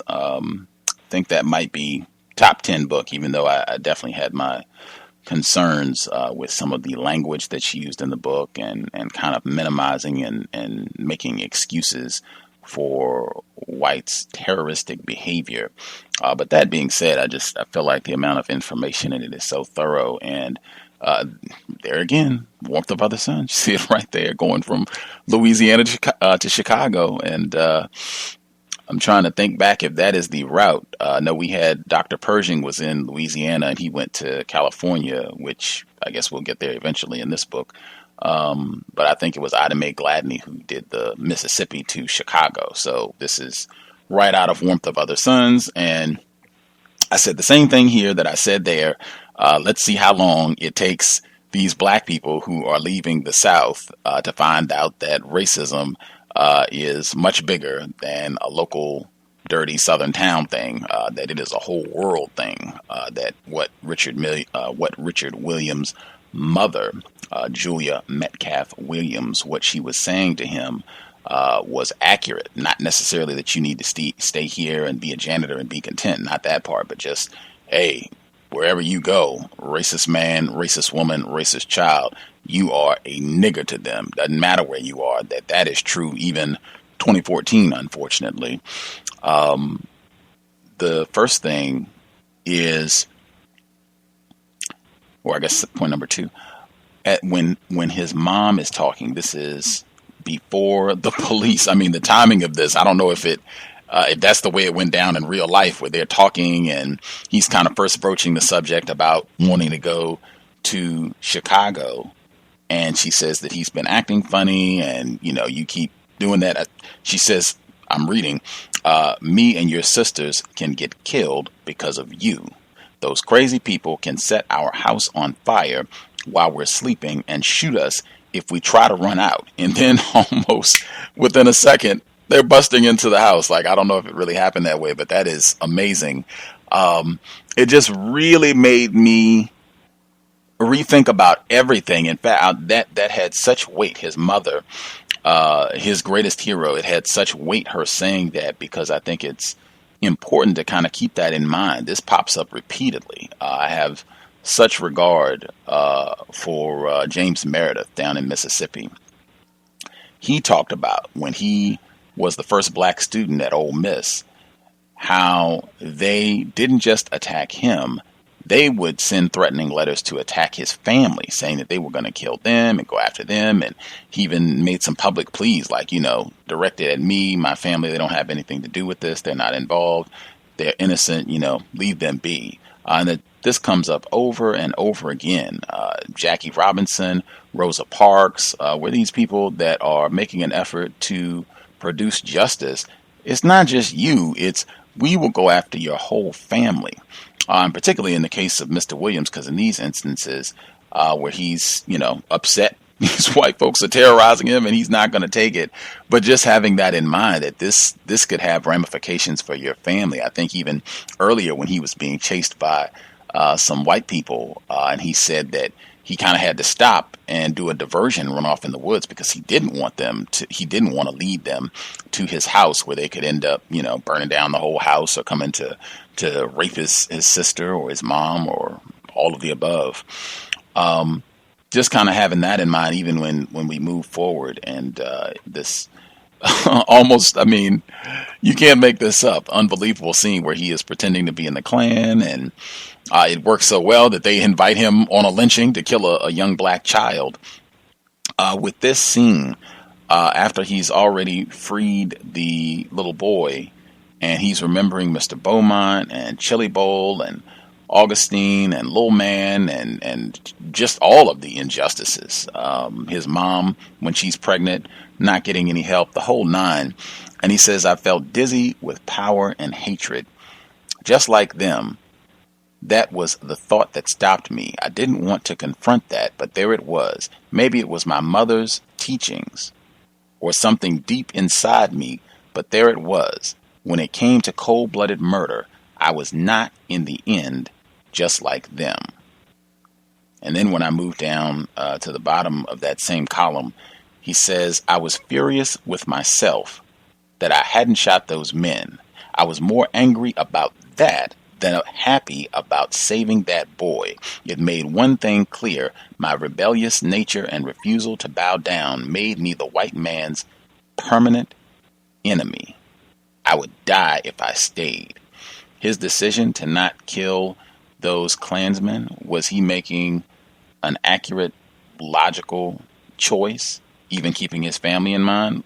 Or was that his mom's teaching, white Jesus, coming through, or a combination of both? May I be heard? Yes, ma'am. I think that the difference between one of the basic differences between why he did and did not kill them, I think is because he just didn't have that white pathology. When he says, was it something deep down, I think he hit the nail on the head when he said that. It is something deep down. He doesn't have that level of pathology that a Klan's person has. Was it a right decision? I think that it was the decision that had to be made. I think that it was. I think that if he had chosen a different path, like I said earlier, that would have had a different outcome. I really believe that if he would have, I think maybe he would not have even ended up in Chicago. Okay, that's all I had. I'll mute my line. Can I be heard? Yes, sir. I think that if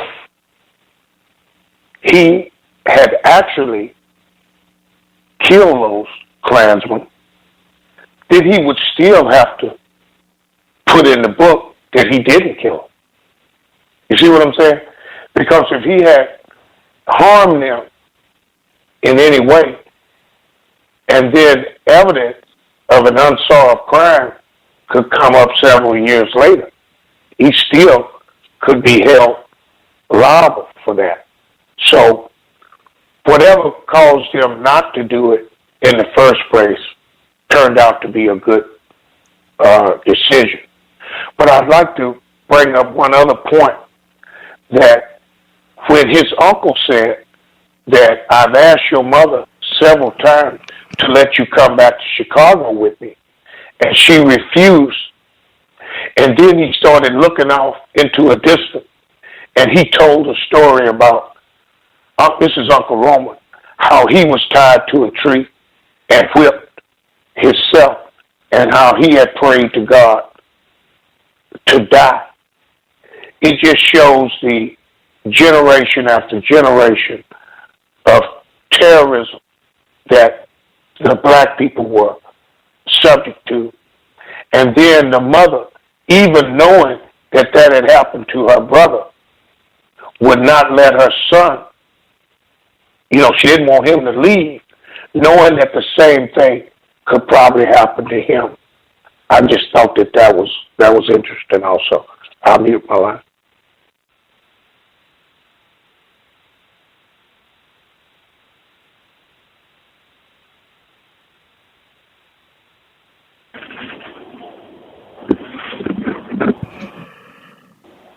Anybody else have thoughts on his decision to not kill the Klansmen? Well, I think his decision was not based on the white Jesus myth in his head, because his attitude about a lot of things clearly shows that, the dude, like, he didn't believe in turning the other cheek at all. I don't think, he consistently shows he didn't believe in turning the other cheek. But as, like I said the other week, practicing violence on white people could, I think we make our comments, we making our comments in the mind of somebody living in 2014. I don't think any of us on this phone could even grasp the concept of the backlash of a Klansman being killed in Shreveport back in those days. See, not just only would just take his mother and sisters out the equation, any black person would die. It would be like a large number. It would, if a Klansman probably would have died in Shreveport, it probably would have been another book out about Shreveport like you had in Slocum, Texas, or whatever, Rosewood, Oklahoma, the Black Wall Street of Oklahoma. Like, I don't think we can comprehend the backlash that would have happened if he would have killed them Klansmen. You see, so, we can say that, yeah, he just turned the other cheek, but we saying this from our air-conditioned cars, our air-conditioned rooms, and, from the comfort of being in 2014, where white supremacy still exists, but it's nothing at all. Like I said, we can't even comprehend how it was back in those days. So I don't think it was because of, of him turning the other cheek or nothing like that. It's because he knew that, not just his family or not him, black people that probably didn't have nothing to do with it in 3 counties away probably would have been getting killed because somebody black killed the Klans. I mute my line. The person 9498. Did you have comments you wanted to add as well? Just on the Klan killing, I beg to differ because my grandfather he lived in Texas, but he killed a Klansman and had to end up moving to San Francisco. Him and his brothers. I personally believe the reason why he didn't is because he has that little white voice. Because even though his grandmother knew that white people couldn't be trusted and they weren't cool, she also knew how far to go. Just like the Gus was just discussing how she said, you're going to have these people come and do something to me and your sister. So there's a fear in there. And he had that fear too. So I think he was afraid. That's why he didn't kill him. He was afraid. And I beg to differ because my grandfather, I'm older, so this was way before Serena and Venus's father was around. And if either you're going to do it or not, but it's the fear. And some people have fear. I guess my grandfather didn't have a fear. And he had a lot of family that he left behind in Texas and some that may have came to San Francisco too. But I believe it was the initial fear that we had of white people and the repercussions. But I don't think everyone has that fear. But I think it was implemented in him from his grandmother because she has fear. Even though she talks a good one, she's still afraid. That's all. Or his mom, whoever the lady is. The mom, yeah. My bad. That's just my 2 cents.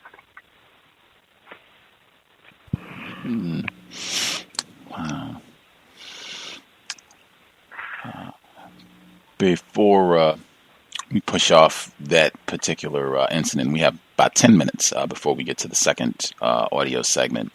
I definitely think being 2014, Jonathan Crawford, Marlene Pinnock, I definitely understand any black person being afraid of white people. In fact, I would think that that is logical, 2014 or any other time under the system of racism, white supremacy. I thought it was interesting that even he mentioned, and I thought Mr. Demery's point as well about even if he did do it, he would probably not be able to write about it because white people for sure would not let that slide. But yeah, I thought it was interesting that even he brought it up, that maybe it was my mother's teachings or something deep inside me, but it was there. That is interesting. But yeah, and even I think some of the folks on the call saying that might have been the correct thing to do, just to in the hopes of not having another Slocum type massacre and him being able to get on with his life. But just something to ponder on. Before I get to the next thing, I wanted to kind of get you all's thoughts. That segment, once he gets to Chicago and he's in Uncle Roman's house, and he says one wall had a big picture of Jesus. He was white. A Klansman once told me, Jesus don't let little, ugly niggers like you into heaven. Just make sure we get that in as well. And then this, I thought his analysis of the situation in Chicago, I mean, wow. I think someone said this reminded them of Neely Fuller to some degree, and I think that comparison has come up a few times. But his assessment, where he says segregation in Chicago was a fact, racism was a fact, separate schools were a fact, ghettos were a fact. In Chicago, you were still called nigger. You were still beaten up. You were still shot. You were still poor. Even if you were doing as well as Uncle Roman and Aunt Shirley, white people could treat you any way they wanted to. They were the law. The pride that the North took in being so liberal and liberating black people from the South was the worst lie in the world because it could get you killed. It would get you killed. And then, he kind of goes on to talk about Uncle Roman and success. Just an incredible assessment that I think would still be pretty accurate to this day. Do folks have thoughts on that? And even, this would seem pretty far out there in what they call radical, even for 2014, I think, if somebody made this type of assessment.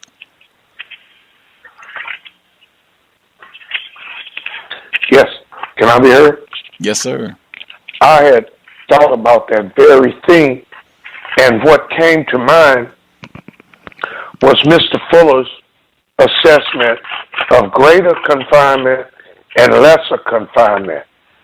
If you think about it, if white people can do anything that they want to do to you, and every place you go, racism exists, and it's always a fact that the ghettos is a fact, unemployment is a fact, poverty is a fact. Are you really free as a black person, or are you just in a stabilized accommodation? So if you are just in a position of stabilized accommodation, then you are in lesser confinement. We are like prisoners of war, but just in a stabilized condition. And so it just calls some deeper thought on your idea of what freedom really is. And then you think about economics. Now he's a millionaire, but the experiences that he had through life will be with him forever.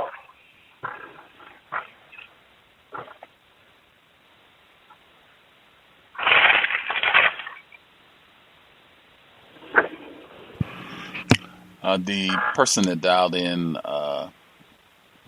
Not sure. Bean, if you had comments you wanted to get in.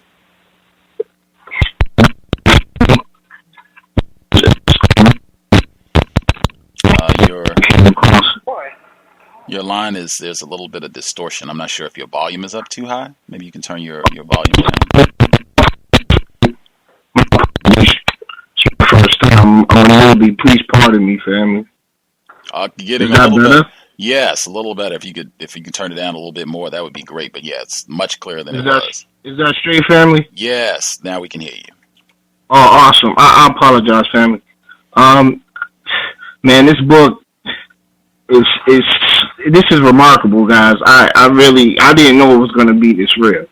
And the Klan part, I think some of that white supremacist thought is like, oh, we never see ourselves in roles and do the impossible. They never really show that. So it was just a lock on your imagination. That's how I felt. I broke through it, and I tend to think that's real. Because he seemed like he was ready to go beyond the limits in the barriers. He didn't care because he knew they were all artificial, and we just chose to believe it. Well, they terrorized us into thinking that it was true, and we knew the ramifications. But the one thing that stuck out, you talked about it, Gus, when you said, your mom was always saying you can't do that because you'll get us killed, and I think that still correlates today.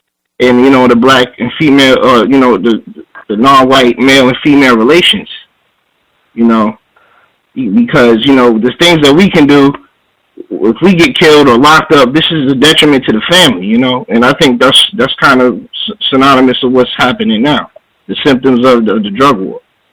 And it just also seemed that everybody realized that his whole formative years were impacted by racism, white supremacy. His whole formative years. Like, he was only 15 when that Klan stuff went down. He was a teen. He wasn't even a man. He couldn't vote. He wasn't 18.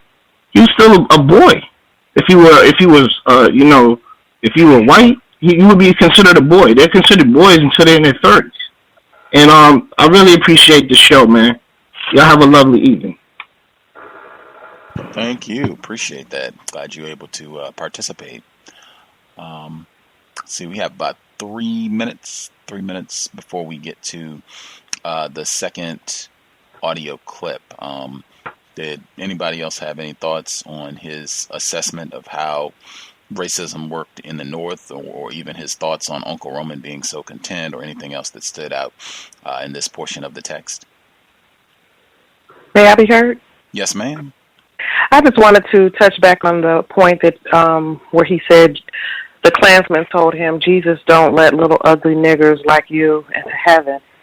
And it really speaks to, the concept of that black people have with Christianity and this white Jesus figure, because, you have the people who are terrorizing you burning the cross but professing the same religion as the people who are being terrorized.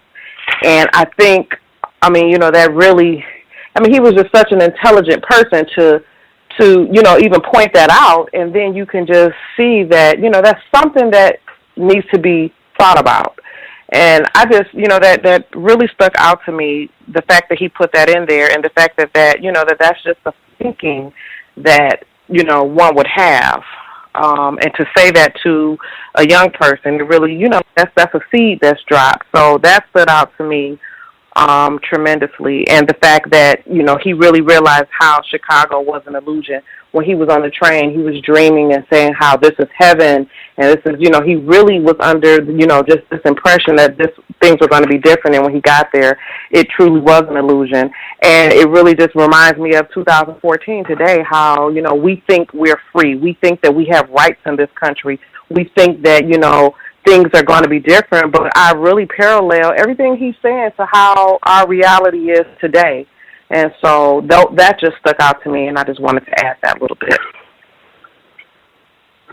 Have you heard? Yes, ma'am. Just one thing I wanted to add on to what the caller in Alabama is talking about, the post office, the postal job. These civil servant positions, I find, because I'm a civil servant, and in the civil servants that, other friends of mine who I know who are teachers or have some kind of federal local, state, or local or state positions, these things tend to be generational. Just like this, the level of terrorism in Chicago at that time, and he talks about generational stuff because their mothers learned it and their mothers learned it. It's almost like it's another form of slavery. It's a different form of slavery. It's, like we talk about being on a plantation. But those types of jobs, I find, are generational. I did it. I'm doing it because my mother did it. And it's just what his mother talks about. Why do you want to leave here? There's a good position right here for you. Why do you want to leave? He experienced the same exact thing in Chicago, but on a different level. And it's the same sort of generational cycle of crabs being in that battle, but it's just that you're in a paid position. That's what I find it to be. I'll mute my line.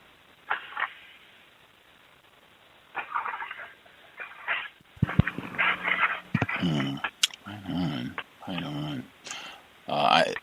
Chicago has popped up quite a few times over the years that we've been doing our book study session. Obviously, it was a big chunk of Dreams from My Father, President Obama's autobiography, and also was a significant scene for Warmth of Other Suns.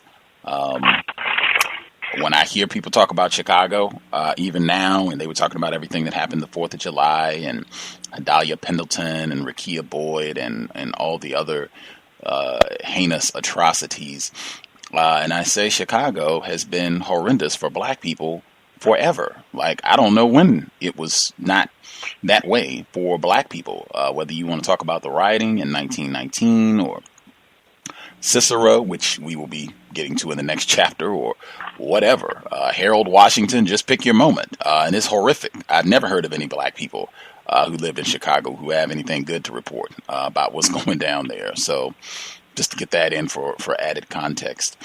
I thought the portion, this is from chapter 11, where he says, wanting the bosses to notice me, I worked harder than anyone. My energetic demeanor, however, disturbed some of my coworkers. One worker named Perry was a light-skinned Negro who had recently migrated from Huntsville, Alabama. Perry was the perfect example of a frightened Negro. No confidence, no courage, and no character. Yes, sir, was his instantaneous response, spoken with a bowed head to any white man, careful never to look him directly in the eye. I despised his cowardice. This reminds me, I believe it was Mr. Pryor last week we were talking about, where he had, whites had literally chopped his arm off to feed it to their dogs. And I think he kind of had that same attitude toward him. Even threatened to kill Mr. Pryor from last week. But I think it's so important that we recognize that is what the system of racism, white supremacy is designed to produce.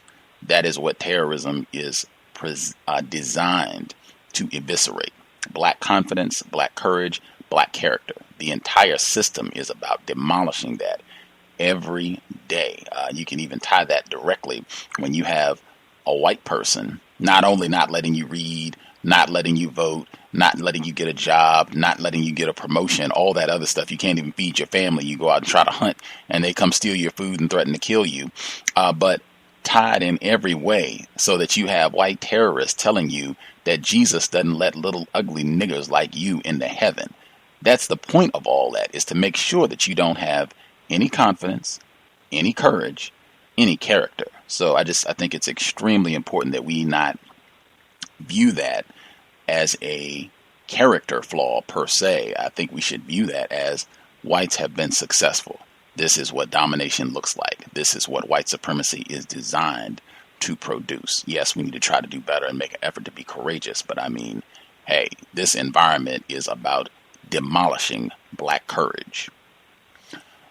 With that, we'll go ahead and hit the second audio segment. That way we'll have ample time for folks to share once we get done. Looking forward, if you did not get to share, if you had something extra you wanted to get in, just jot it down so you will remember, and then you can get it in once the second audio clip concludes. We are on Chapter 12, Black and White, The Way I See It, Context of White Supremacy. Chapter 12. No matter what promise Chicago had held for me, nothing had fundamentally changed. That included the attitude blacks had toward each other. Black-on-black crime in the inner city was on a rampage. Murders, stabbings, rapes, robberies, muggings, and beatings were an everyday occurrence. Like new enemies in an old war, blacks turned on each other with a vengeance. Black men pimped out our women on street corners like slaves sold at auction. Others succumbed to drugs and addiction. We were a hopeless people, divided not only by racism, but by the contempt we had for each other. In my mid-20s, it suddenly became important to me to speak my mind. Hate inflated my being like a balloon filled with too much air, threatening to burst from the pressure. I was determined that black people in Chicago would listen to my calls for action about the lack of jobs, violence in the community, how black people were being abused, and how often we were innocent of the crimes white people charged us with. I was insistent, even when people told me change was impossible. They saw me as a troublemaker. I was warned there would be violence from white people if I didn't stop, if I didn't accept things the way they were. Frustrated, wanting to make more money, and with the rats in my apartment keeping me up all night, I took a second job at a finance company as a traffic manager, moving documents through the office. It was an opportunity to learn more about business, and the extra cash let me send more money home to my mother and sisters. I immediately began studying to take the tests to become a bookkeeper. I received help from a strange source. A homeless white man in my neighborhood named Clifford noticed my books and my studying. He offered to help me. I thought this strange given our position, but soon found out his sad story. He had been the VP of a small business. When he returned home from a business trip, he found his wife and children had deserted him. It tore his heart out, and he took refuge in the bottle. He soon lost everything. Clifford took delight in explaining bookkeeping and accounting to me. In his lucid periods, between half pints of gin, I learned quite a lot. It was my first chance to test out some of my own theories on someone who had practical experience in business. Several times I invited Clifford into my apartment to feed him and sober him up, but he would never come. He soon drifted out of my life, but I will never forget the help he gave me, teaching me things I still remember even to this day. The head of the finance company I worked for was a white man named Mr. Livingston. He was well built, in his 40s, with dark, wavy hair, light gray eyes, and pockmarked cheeks.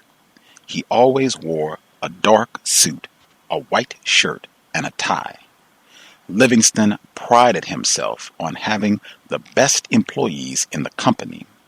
When the results of my skills test came in, I had top grades. I was certain he'd grant my request for a promotion, no questions asked. I went into his office to speak to him. Mr. Livingston sat at his desk behind a stack of papers, fingers tapping calculator buttons as fast as a juke joint piano player. I hated how much I was afraid to confront him. He was just a man, and so was I, but we lived in different realities. He had power and authority. I had none. There was no cotton fields here, yet facing him was like being in the fields all over again. He looked up from his work. "Richard, why are you just standing there? Come on in. Have a seat." I sat down. There was a picture of his white family on his desk, displayed like a precious trophy. On the wall was a copy of his college diploma. His green desk blotter was neat and clean, but cigarette butts overflowed his ashtray and the room smelled of them. "What can I do for you, Richard?" "Mr. Livingston, I feel I have done an excellent job here and deserve to be promoted. I want to have a bigger role in the company's operations." He sat back and pursed his lips. "Why aren't you happy, Richard? You're a good little worker, and you're doing a real good job under the circumstances." "Mr. Livingston, I'm taking college classes in business," I said proudly. "Richard, I know you're very bright. I noticed you've already taken all the tests required for being a bookkeeper, including some of the upper-level math tests." "Yes, sir. My grades were the highest." Mr. Livingston pulled out a folder from the pile on his desk and looked through it, nodding. "Your grades were higher than almost anyone. We'll have to see." "Someone made better grades than I did?" I asked, knowing no one had. "Well, let's take a look," he said, and shuffled through the pages. No one outscored me on the test. I knew it, and he knew it too. His guilty look told me so, as he flipped the pages without really looking. Then I heard it. "Bozo," he muttered under his breath. He said it like there was something I didn't get. "Sir, what did you say?" "Oh, nothing." But the word had already slipped out. Where I came from, bozo was a pejorative nickname for black people, meaning a stupid clown, a fool. "Sir, is there a particular reason why you called me bozo?" He kept his face buried in the folder and said nothing, but I knew. I wasn't going to get a promotion no matter what my test scores were. I rose to my feet and walked out of his office. My gullible expectations had resulted in a slap in the face. Walking home that afternoon, my ghetto neighborhood reminded me of a portrait of the Old South. Women young and old wore stocking caps and tied rags around their heads. Men wore heavily soiled clothes, and children played nearby just as torn and dirty. Newspaper-covered windows where window panes should have been, doors hung off hinges, drooping into the snow as if the cold had killed them. There was no welcome committee here, not even a welcome person. I was not Superman. I was a comical Negro who foolishly dreamed of ways to change things. I had misread the city completely. In this moment, I heard my mom's warning. It don't matter where you go, Richard. Things gonna be the same. She was right. I just hadn't listened. I left the ghetto and walked down the quiet streets of a nice neighborhood. The white residents noticed me immediately.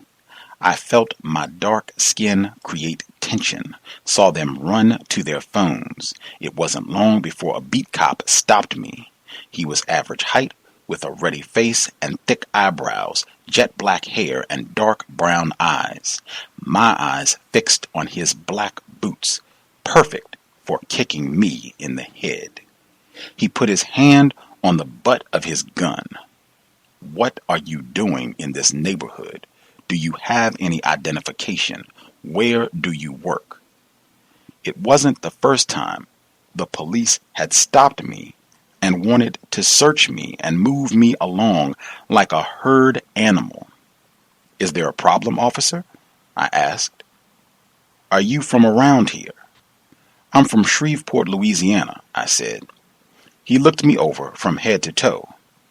You need to get your black ass to Louisiana, boy, 'cause white people out here don't like poor niggers like you roaming their streets. Before long, somebody's house will be broken into or a white woman gets raped. All kinds of violent things have a tendency to happen when a nigger's around. You know what I mean? Yes, sir, I said through gritted teeth. Do you know anybody in this neighborhood? No, sir. Then get out before I put your black ass in jail. But you don't understand the reason why I'm here, I said. He slid his hand around his gun butt. I don't need to understand why. If you don't get out of here, I'm going to put my foot right up your ass. I walked away calmly, contemplating what my next move would be. But he followed me, and not 2 minutes later, stopped me again. Are you trying to be funny? He demanded. No, I'm not trying to be funny. Do you think I'm trying to be funny? I asked. His mouth tightened. You walk around here with your head stuck up in the damn air like you own Chicago or something, like a big shot. You better walk like you should with your head down, or you'll find my foot not only in your ass, but all up the side of your head. Do you need me to kick your ass? I was so tired, I couldn't stand it anymore. If just one more person pushed me around, I felt I would die. It was the same as the night in Shreveport when I couldn't take the abuse 1 minute more. I couldn't stand 1 more minute of bowing. It was too much to carry the weight of discrimination 1 minute longer. Standing in front of that cop, it wasn't enough to think the unthinkable. I had to do the unthinkable. From now on, I'd be the first to win or the first to die. It didn't matter anymore. My bottom lip quivered uncontrollably, and angry tears rolled down my face. Nigger, is something wrong with you? Even if tragedy came from this and I lost my life, I would walk right up to the valley of death without fear. Of one thing I was certain. I would not and could not look down anymore. The cop leaned closer angrily. You've been standing there for over a minute looking at me like a fool. Got your tongue, boy? Don't you hear me talking to you? Do you know who I am? I'm the police. I shook my head slowly. Officer, all my life I've been giving white people all the respect in the world. It was undeserved and unearned, but I gave it. I ain't got no respect for none of you. And if you try to hurt me today, we both gonna die. I don't give a damn one way or the other. I will not lower my head like a scared fool. You think you own these streets, boy? I drew a deep breath and let it out slowly. As far as I'm concerned, I own all of Chicago. I own America too, which gives me the right to knock your head off your body if you fuck with me now. Now you can go on your way and I'll go mine, or we can stand here and fight until you kill me or I kill you. I will not be intimidated or insulted by you, and if you push me, I will push back. He took a step back and drew his gun. Nigger, step over to the car right now and shut your goddamn mouth before I knock your teeth out. I'm gonna search you to make sure you're not carrying anything. Face the car and put your hands up. I was in too far to back down. Pulse racing, I said, I have no reason to step to your car for a goddamn thing, and you have no reason to search me. I've done everything I could to avoid a confrontation with you, but if it's a confrontation you want, you got one. The only thing I plan to do is walk home unless you insist on one of us dying here. I believe that was the most important decision of my life. Even death was better than living another day in fear. Forced to choose between two evils, I would still end up with evil. There was no more escape. There was no more hiding. Another black and white Ford police car pulled up, and white officers jumped out with guns drawn. One went behind me, and the other stood beside the cop who faced me. He said, "I see you done caught yourself a nigger, Joe." I cut in. He might have caught a nigger, but he caught one that don't want a bunch of bullshit. I don't have time to mess around. I don't have time to stand around. I don't have time to be kicked around. By the way, my name ain't nigger. My name is Richard Williams. Don't call me a nigger again. From this point, it's unclear what happened. When I woke up, I was in jail. My head ached and I felt so heavy I was unable to hold it up. Fuzzy at first, it took a few minutes to focus. The index finger on my right hand was broken. There was excruciating pain in my ribs. When I breathed, I felt bandages wrapped around my head, sticky with blood. "Jailer! Jailer! Jailer!" I yelled at the top of my lungs. I heard the jailer's voice before I saw his face. "Boy, what you want?" The last thing I remember, I was talking to the police. "You let them know that I'm going to be looking for them. And when I find them, I want them to kill me. I made them a promise this would never happen to me again. Never, ever." They kept me in the cell for 2 days. After my release, my number one goal was to locate the officer who had first stopped me. I walked back to the same neighborhood I had been warned to stay out of. I walked the streets with my head high, dignified. Several officers passed and looked, but oddly enough, I wasn't stopped. "I'm gonna challenge the person who beat the hell out of me and broke my ribs and busted up my head," I whispered to myself. My search continued for several days. Finally, my prayers were answered. The same officer had the audacity to stop me again. At first, he didn't recognize me, but when he realized it was me, beads of nervous perspiration formed on his face. I said, "You tried to kill me. I told you the first time you stopped me, I wasn't taking no bullshit from you." I plowed into the officer with all my might, punching like a man possessed. My first blow landed in his mouth. Before his partner reached us, I got that sucker down on the ground and bounced his head like a ball. The other officer put a chokehold on me. Gasping for breath, I released my hold. Somehow, they managed to cuff me and threw me into the police car. I don't have to tell you what happened. I got beat up again and put back in a cell. They wanted to charge me with attacking a police officer. I didn't care what I was charged with. My mind was made up.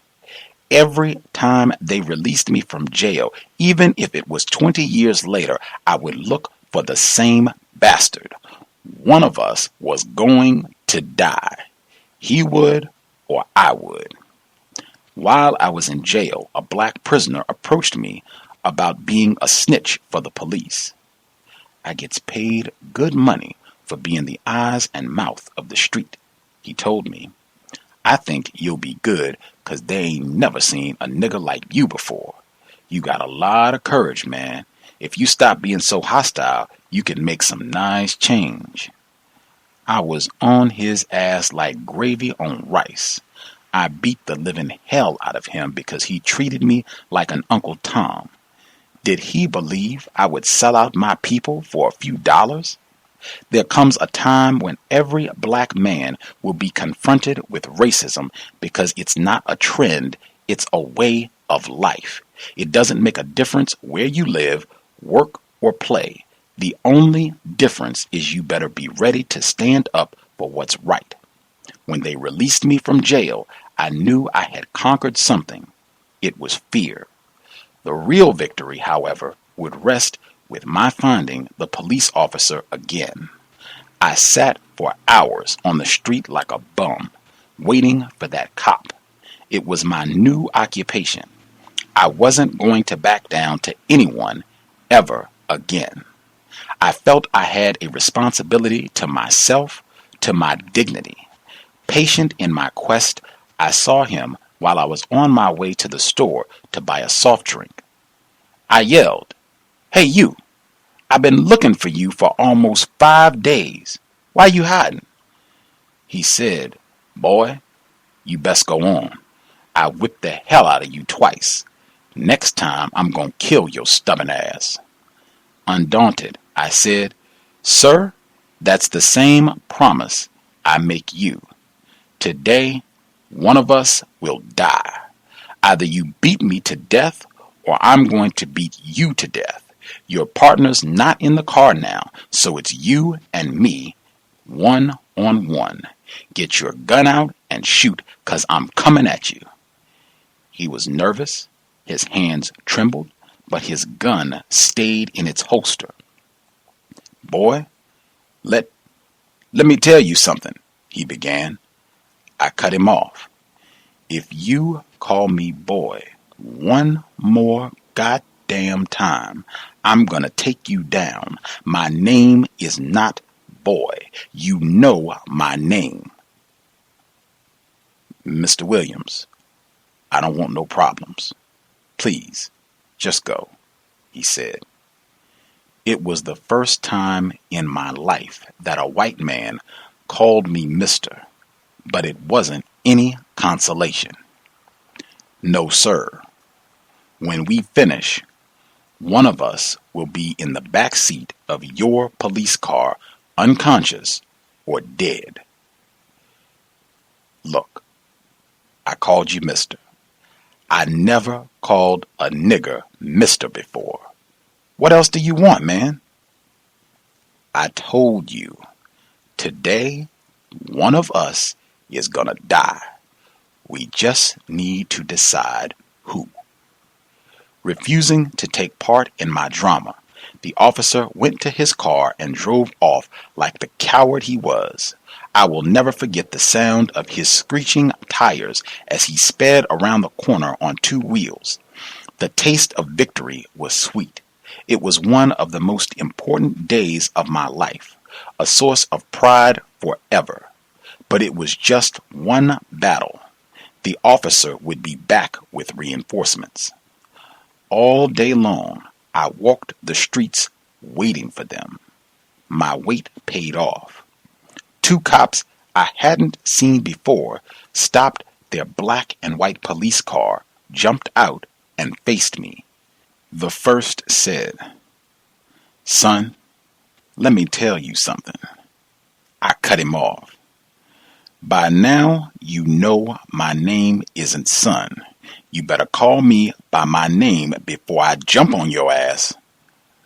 "Richard, my name is not Richard. It's Mr. Williams to you." The officers exchanged glances, and the second one shook his head. "Mr. Williams, I have a great deal of respect for you. We're not asking you to lower your head. We just want to avoid any problems with you, 'cause we realize you're a crazy—" "What?" "Mr. Williams, what I mean is your way of thinking is different. You don't mind dying, it seems. I said, I'm here to die. The officers got back into their car without saying a word. I knew then that dignity is not something you're given, it's something you take. You have to realize you can overcome barriers, face challenges, if you won't allow anyone to hold you back or keep you down. I did not accept control resting in the hands of people like these cops or a man like Mr. Livingston. They wanted me to believe I didn't count, didn't matter. Instead, I took action. Yet there was a price, a steep one. Even now, those days in Chicago and the beatings come back to wake me in the middle of the night. My wife will stir and ask me what's wrong. Why did I get up? I tell her it's okay, and I cover up the pain that never goes away. The pain of those fists and boots and the heart they took from me that still disturbs my sleep and robs me of peace of mind. For all that I had won that day, I knew in my heart it was time to leave Chicago. I didn't belong there any longer. It was just as racist and backward as Shreveport, masked by the skyscrapers and a notion of civility. Negroes found no favor there, only unemployment and crime among the tall buildings. It was a ghetto of despair and unfulfilled hopes. Sadly, I saw my own people as equally to blame. They bought into success as it was defined by the white man. They accepted his restrictions and limitations. Uncle Roman was a perfect example. He even told me how much he resented my rebellion against the police. Richard, word on the street is you've been having a lot of problems. People are worried there's going to be trouble stirred up. Son, don't start something with the police you can't finish. He told me the police contacted him regarding my whereabouts and were looking for me. I resented his reluctance to support me. To me, it was not a matter of right or wrong. It was a matter of black and white. I told him a big lie. Don't worry, Uncle. I found a much better apartment and I'm going to move again. My job is going very well and I'll be getting another promotion soon. I couldn't love a man who had no courage. He looked ugly. He sounded ugly. He was just one more Negro afraid to stand up for something. The ironic part was that soon he would have to. Chicago was about to gain national attention when local civil rights leaders launched 2 citywide school boycotts to protest school segregation, overcrowding, and the use of trailers as facilities. Protest marches on City Hall caused police intervention and mass arrests. Maybe the police knew it was coming. Maybe that's why they didn't kill me. It would have been one more log on the fire that was threatening to spread everywhere. Chicago did become a battle zone. Martin Luther King Jr. himself participated in 2 civil rights marches into all-white neighborhoods protesting segregated schools and the city's slums. Later, during a march through Cicero, a working-class white neighborhood, the National Guard had to be called in to protect demonstrators from whites and Nazis. The St. Petersburg Times, September 5th, 1966, volume 83, number 43, carried a vivid description of it. Violence marks March in Cicero. National Guard troops fired into the air and jabbed white hecklers with bayonets as they fought off a mob seeking to attack some 250 civil rights demonstrators who marched through Cicero. A crowd of over 4,000 white hecklers brandished white paper broadsides printed with a swastika and the words "White Power." although Cicero officials said that any members of the American Nazi Party who showed up would be arrested, the swastikas were passed out in advance of the march, and Erich Himmler, executive secretary of the Nazis in Chicago, moved about unhindered. "I've never seen such savages in all my life," said Mrs. Ruth Huey, who, with her husband, marched at the head of a column. Their son, Jerome, 17, was beaten to death in May by 4 white youths in Cicero, and the site of the assault was a stop on the march route. 3 explosions as the marchers passed the intersection of Cicero Avenue and Cermak Road seemed to trigger the white crowd, which had grown to 4,000. Bricks, bottles, stones, and firecrackers fell on the marchers as they marched 8 abreast down the street. My mother had told me America was the same everywhere, and that certainly seemed true. I was tired and disheartened. I gathered the money I had saved and sold everything I owned. I had left Louisiana almost 5 years before with little but the clothes on my back.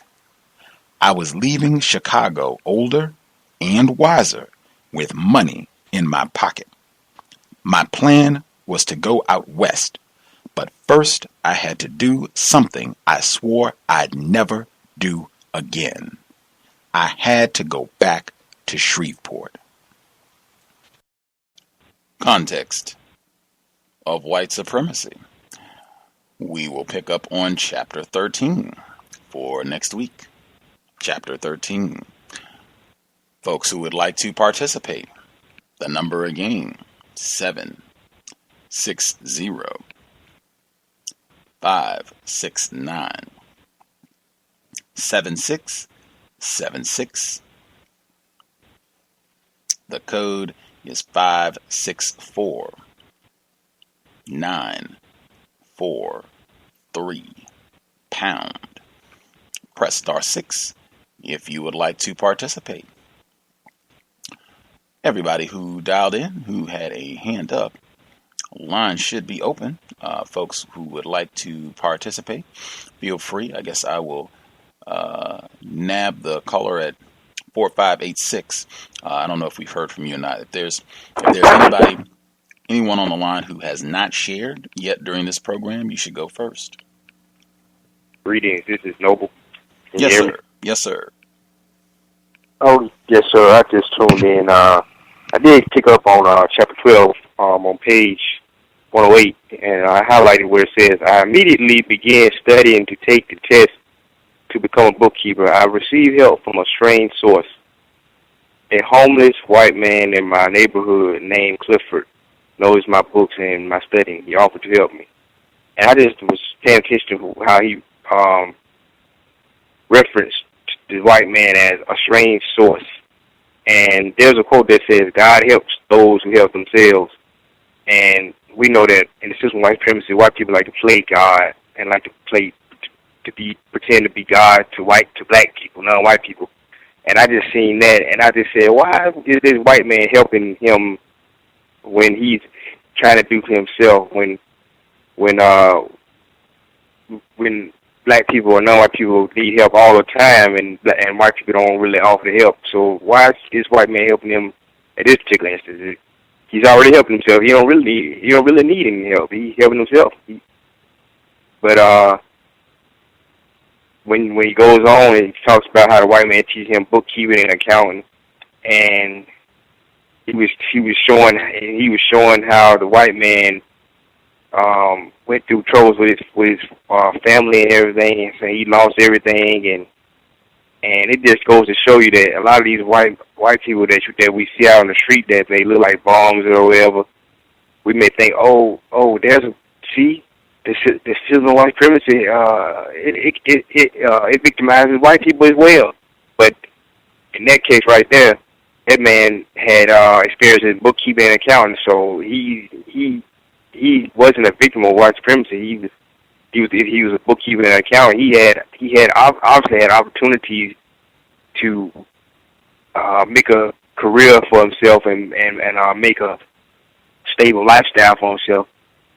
So I thought that was interesting. How like that white people are not victims of white supremacy. They may look like they are struggling or whatever, but it's probably something else that happened. But 9 times out of 10, white people in the system of white supremacy, they have a lot more opportunities going on for themselves. And if they do fall on hard times, that's just it. They feel on hard times, but that's not typical for them in the system of white supremacy because it's not designed for them to be that way. And that's my view. I could be incorrect. And that's highlighted on page 111 where it says, he slid his hand around his gun, but I don't need to understand why. If you don't get out of here, I'm going to put my foot right up your ass. And there's a song on the that I heard playing on the radio. It's called No Flex. It's No Flex Zone. It says, there's no flex zone. They know better. And this is a non-white person that's making this song. And I thought about it and I said, when you really listen to the context and put that song into context, and you look into history and you say, okay, well, we had sundown towns where my people were prohibited from being at a certain time of the night, and you say, well, those could be considered no flex zones. And in this instance right here, when Mr. Williams was dealing with the the racist suspect, it just reminded me that you still have no flex zones even to this day because if white people don't want you in a certain area, then that's a no flex zone. And if they're telling you that if they're threatening to physically harm you, that's just like saying, okay, this person, they know better. This is a no flex zone. You got to get away. You got to get out of here. This is my territory. And that's one thing I noticed about white people is they very territorial. They kind of like animals. They very territorial. And also I highlighted on page 115 where it says, there comes a time when every black man will be confronted with racism because it's not a trend. It's a way of life. It doesn't make a difference where you live, work, or play. The only difference is you better be ready to stand up for what's right. And I thought that was a very key passage as well because he said there comes a time when every black man, he didn't say if you have a certain amount of success or wealth or whatever status in the system of white supremacy that you're not going to be confronted with racism. He said every black man will be confronted with racism. And he said because it's not a trend, it's a way of life. And I just really paid attention to the usage of words. And he said that it doesn't make a difference where you live, work, or play. The only difference is you better be ready to stand for what's right. And he's basically saying that these are the places that you're going to be confronted with racism as well. Wherever you live, with in other words, housing, wherever you work, i.e. workplace racism, and wherever you play or recreation or entertainment, area of entertainment. So I just found that very interesting passage, and now I'll stop there. Appreciate that. Any of the other folks that are on the line with us, if you dialed in, you have a hand up, your line should be open. Anybody else have comments they wanted to add? Yes, can I be heard? Yes, sir. I highlighted 2 points. One point is, just like Noble pointed out, the help coming from a strange source, and it was a white man. And I thought about when white people do what little bit of help they do give you, the effect that it has upon non-white black people. Because where he had experienced racism in various forms, he had never had that type of help from a white man, which it looks like that it confused him somewhat because he thought that his hard work and his diligence would mean something to his boss, Mr. Hayes, at a later point. And he had to be reminded that regardless to the hard work that he put in, that he was still viewed as a nigger to Mr. Hayes, his boss. And one other point was the riot in Cicero. You know, I just thought that was 1966. And my first job, you know, after high school in 1972 was on the corner of Cermak and Cicero at a place in West New England. I did not have any idea that just 6 years earlier it had been a race riot on that very corner. But it just goes to show if, you know, you don't relay these things to the younger generation, you could end up walking right into a trap. Because I caught the train every day to work. I didn't have any incident, but I had no idea that just 6 years earlier that it had been a riot there. One more thing about the cops.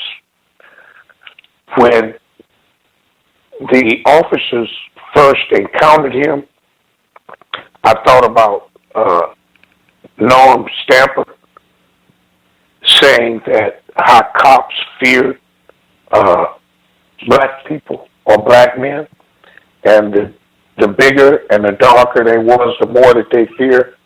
I didn't actually pick up any fear from that officer until he started to think like Mr. Williams did not care whether he lived or died. So then he started to have some type of reservation. But before that, I did not sense any fear of a black person from either one of those officers. I'll mute my line.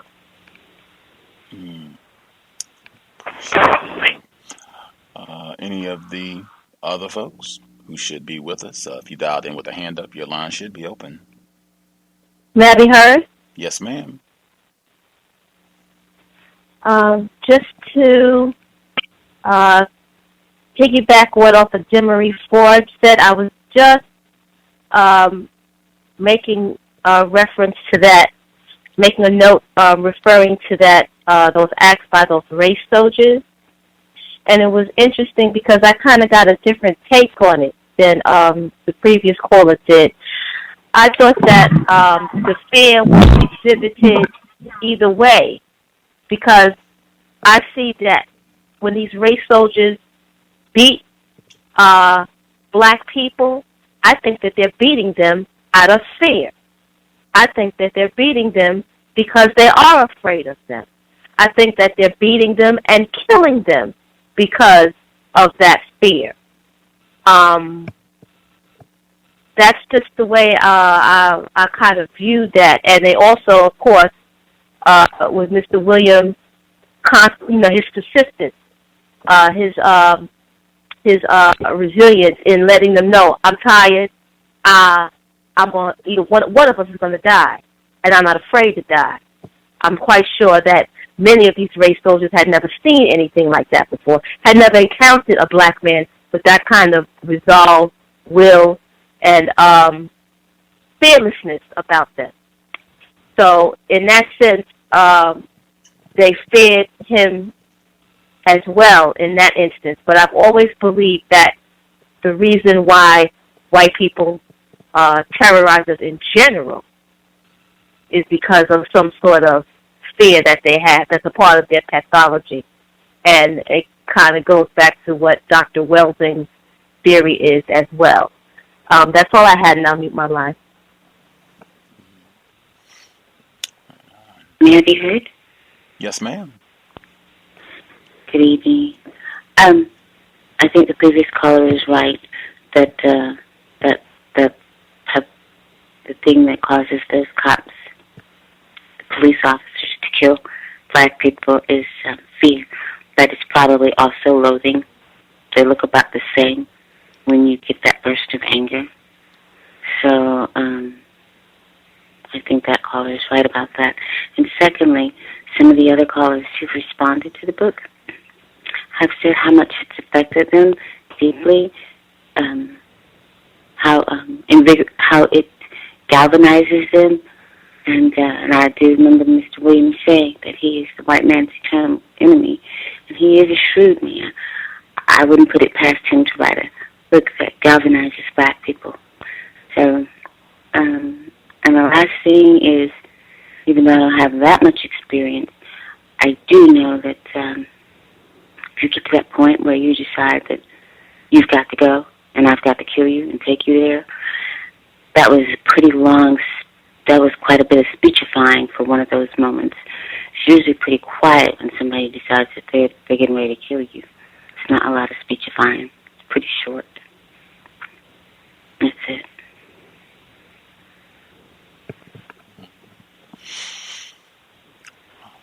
Any of the other folks who are with us have anything they wanted to share?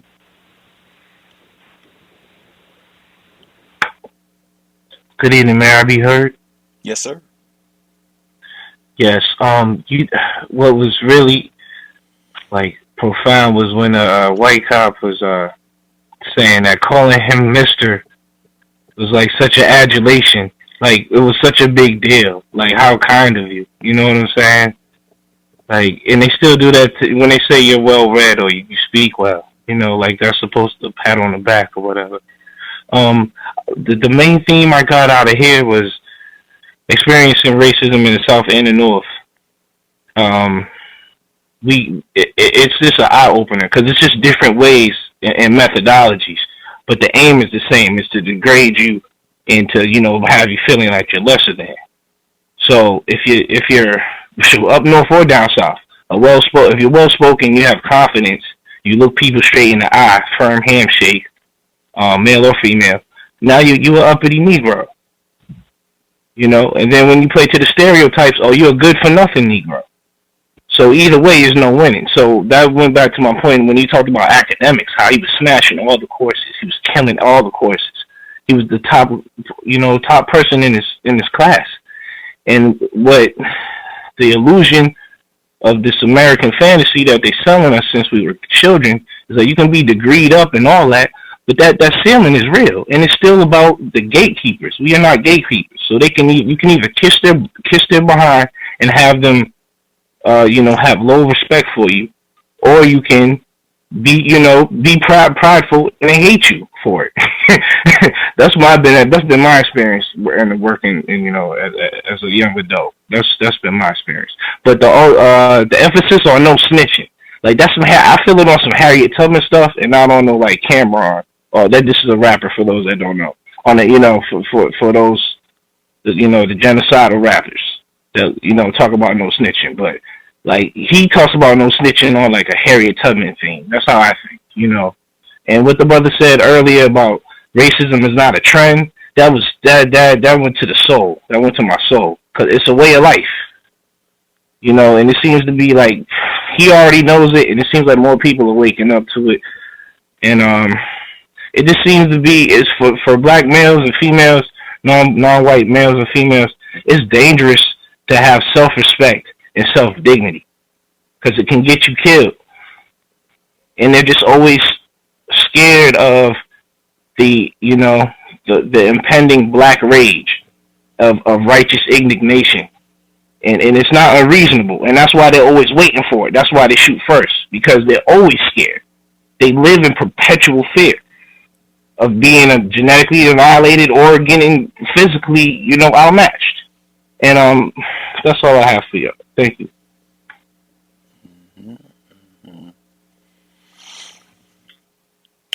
Any of the other folks who dialed in have anything they wanted to share?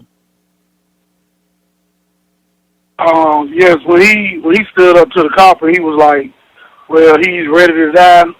He was like, somebody's gonna die today. That kind of sound like what they call emergency. But what did they call it? Emergency action compensation, or what they call it? Maximum Emergency Compensatory Act. Yeah, maximum emergency compensatory act. That kind of sounds like how Neely Fuller describes it a little bit, except when he killed the police. I don't think he would have killed himself, but he knew he was going to get killed. But he was like, you know, he didn't care. Like, he was like, you know, he really wanted to do it. And that kind of, like I said, I don't think he would have did that with the Klan. Because if down there where he's from, it would have been a different outcome. If he would have killed that police, they probably would have did it too, so I don't know. But, like I said, that was some man, that man was tired. You know, I'm talking about you. That right there is like, I'll put it like this. I never been that upset.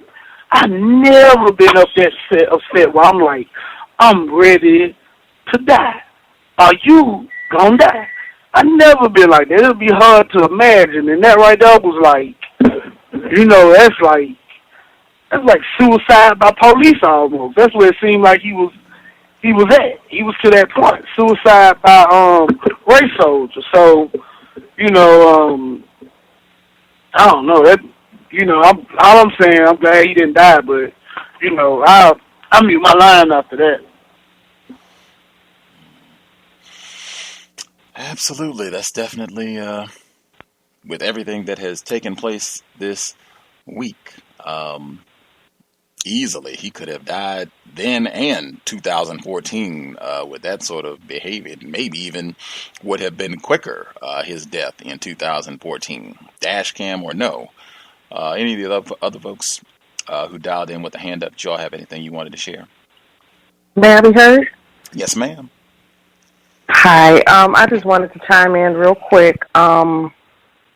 When he had the confrontation with the police officers, you know, it just made me think of how collectively, as black people, we operate in fear, and they weren't used to, you know, someone standing up to them, because there was a part where the police officer, you know, he kind of confronted him and said, you know, I think he said, you walk around here with your head stuck up like you, with your head in the air like you own Chicago. And it was just interesting how, you know, he got to a point where he was like, I do own Chicago. And he stood up, and it was just, you know, the officer just didn't know how to respond to a black person standing up for himself. Because he even said something to the point where it's like, you need to hold your head down. And, you know, Mr. Williams was like, I'm not holding my head down any longer. And, you know, collectively, they're just used to us bowing down. And his demonstration of standing up and confronting the fear that all of us have to face, you know, because like he said, we all have to confront racism regardless. And when you stand up to it, like all the previous callers said, you know, at the end of the day, they are afraid of us. And they're not used to those of us who stand up and confront them. When we do it, they run, you know, they either shoot to kill or they bow out and they go running. You know, anytime, you know, this police officer gets to the point where he calls Mr. Williams, Mr. Williams, you know, it just goes to show that, you know, our collective fear is what keeps us, in my opinion, just in the state that we are. And he's demonstrating, you know, he even said it. He was like, you know, I can't find that spot in the book, but he was like, one of us is going to die. And he had the mindset, you know, I either be the first to win or the first to die. And that stuck out to me so hard, that line. I'm either going to be the first to win or the first to die. And that was his mindset. And that's how he operated. And that is what drove him. Seemed like, you know, when he was, you know, confronting the Klan and, you know, just stood up to them, even it speaks volumes. When you get sick and tired, you become fearless. It kind of reminds me, and, you know, I don't know what the mindset of a suicide bomber is, but it kind of makes me think of the people who strap bombs to themselves. It's like, you know, obviously they have a cause that's driving them to do certain things that they do, but, you know, you just get to a point where you're tired and you're sick and tired. And at each point where he was at the point where he just couldn't take it no more, it was like hey, you know, you better hope you win. You better pray to whatever God you praying to because it's do or die. So I just wanted to add that to the discussion, and I'll mute my line. May I be heard? I'm sorry. Go ahead. No, go ahead, T. McCall. You're fine. I just wanted to comment really quickly because I keep thinking about Venus and Serena. If anybody has ever seen them on the court when they were sick and tired, and when you thought that, you know, that injured and they couldn't pull it out, and they wind up winning those championships, those girls have that same resolve. And I feel that when I see them playing. That's all I had. I'll mute my line. Can I be heard? Yes, sir. Yeah. Okay. Excuse me. Yeah, very powerful material. I thought, and not that I want to, you know, really sort of, not that I'm trying to like offer any criticism against, you know, Mr. Williams, but thought it was, you know, some, you know, I wonder about, like, you know, when he's in the jail and the guy tries to get him to become a snitch, and he sort of, you know, jumps on the guy. I sort of wonder about that behavior, particularly, but conceptually, I wonder about whether or not, you know, many of us will be faced with that, you know, kind of decision when, you know, if you're constantly under the siege of white supremacy, and then you have somebody who looks like you, you know, saying, you know, join the same team of people who are oppressing you. You know, whether or not, I mean, obviously I don't agree with the, you know, physical violence toward that person unless you're being, you know, physically threatened. But I wonder just in, like, you know, ordinary social situations when you're trying to, you know, inform a non-white victim about white supremacy, and they, you know, they give you that kind of acidic pushback that is obviously indicative of their, you know, anti-blackness and white identification and their victimization.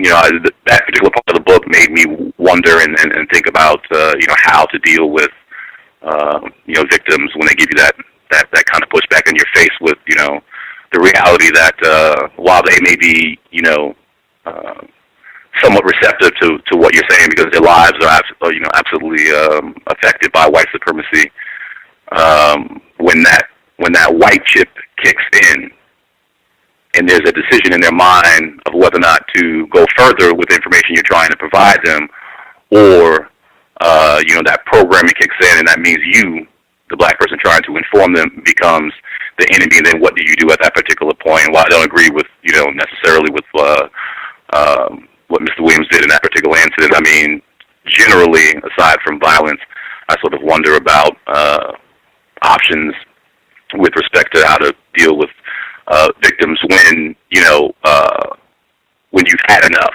That is, you, the person trying to inform them, and you are yourself under siege. You've had enough, and for whatever reasons, you know, things get out of hand. And that's happened to me a couple times. That's the only reason why I'm bringing it up. I know we're running out of time, but I just wanted to say that I've had a few run-ins. I mean, obviously, as a black person, you have run-ins with police officers as a black male, but I live in an area where it is predominantly white.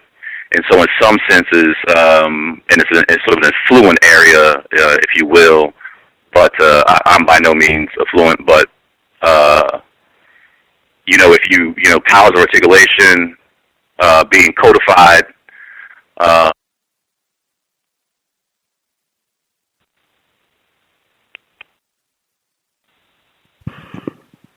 you still there, caller? Did we lose you?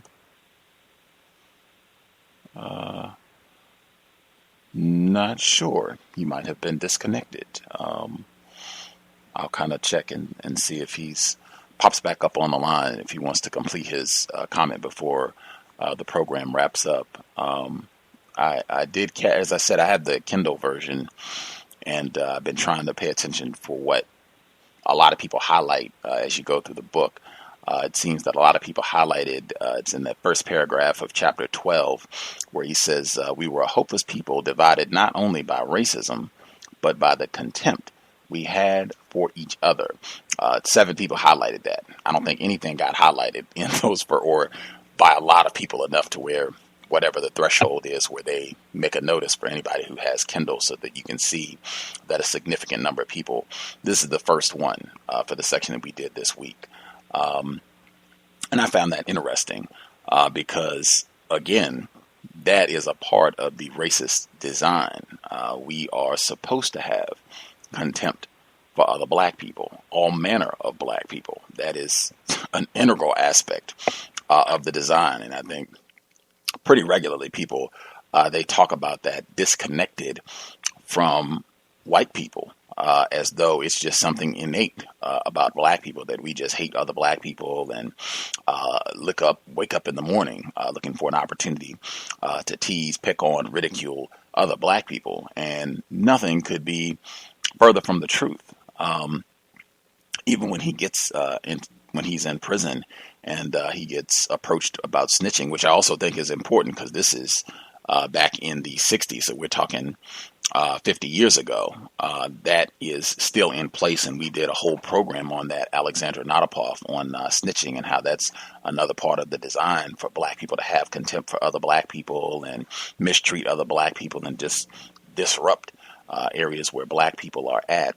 But even then, when he's complaining and saying that he beat the hell out of this guy and felt he was an Uncle Tom or what have you, that's a part of being a victim. Like that is the power structure that's set up. Even the way that he's talking about his uncle down the road and his uncle not being courageous and not dealing with whites in the appropriate manner. That again is a product of racism, white supremacy. When he's saying, "I couldn't love a man who had no courage. He looked ugly. He sounded ugly. He was just one more Negro, afraid to stand up for something." That just, again, that is the result of hundreds of years of terrorism to make sure that no black person is willing to easily jump up and stand for something, to stand to oppose injustice and white people. But I don't know if caller's back. I don't know if he wasn't able to dial back in or not. But we pretty much did our 3 hours anywho. Unless there was somebody who had a quick sentence to get in before we conclude.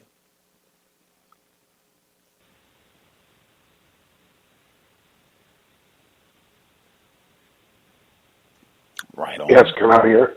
Yes, sir. Oh, I just wanted to make a point that although the incident with the officer seemed courageous, it is not advisable, and a codified manner, according to the code book, is when you're a prisoner of war, you are at a disadvantage, and it's advisable to comply. That's all I want to say. It may not be very popular, but I mean, it's good book material. Standing up to police and going to jail, coming back out looking for them, but that is not advisable, nowadays. And like I say, you're a prisoner of war, and it's advisable to comply. I'll mute my line. Absolutely. If you pay attention to the news at all, it's just been littered with black people being gunned down by enforcement officers for blinking aggressively, undoing their seatbelt aggressively, all manner of just astronomical, ridiculous things that they make up. He blinked his eyes a little bit funny, or she hung herself with a t-shirt in the cell. Just anything. Black life is worth nothing, and you should have that in mind. Unless you're ready to die, as he said he was. I think Mr. Fuller says that too. That's part of the maximum emergency. If you are prepared to die and you can live with that, then whatever. But I don't think, as caller was saying, I don't think most of us are ready to die with just a random encounter with enforcement officers. But we should be picking back up next week, chapter 13 for next Friday. At any rate, we should be back tomorrow. Compensatory call in. Feel free, chime in, 9 o'clock, 9 Eastern, 8 Central, and 6 Pacific. We'll be looking forward to hearing workplace racism, observations from the past week. It's been quite a bit over the past 7 days, and it will be good to hear what folks have seen in their part of the world. If you have any questions, confusion, feel free to chime in, drop an email, or you can tweet us at Until Justice. Thanks everyone for tuning in. Hope it was a constructive investment of your Friday evening. We will speak again in about 24 hours. Creator, help us remain patient with other Black people, victims of racism. Help us remain patient with ourselves. Give us the courage to remain dedicated to our assignment, replacing white supremacy with justice as soon as possible. Context of White Supremacy signing out. Thanks all for tuning in. I'm a victim, brother. Problem. You're a victim. I'm a victim of 400 years of conditioning. Shut up. The man has programmed my conditioning. Mm-hmm. Even my conditioning has been conditioned.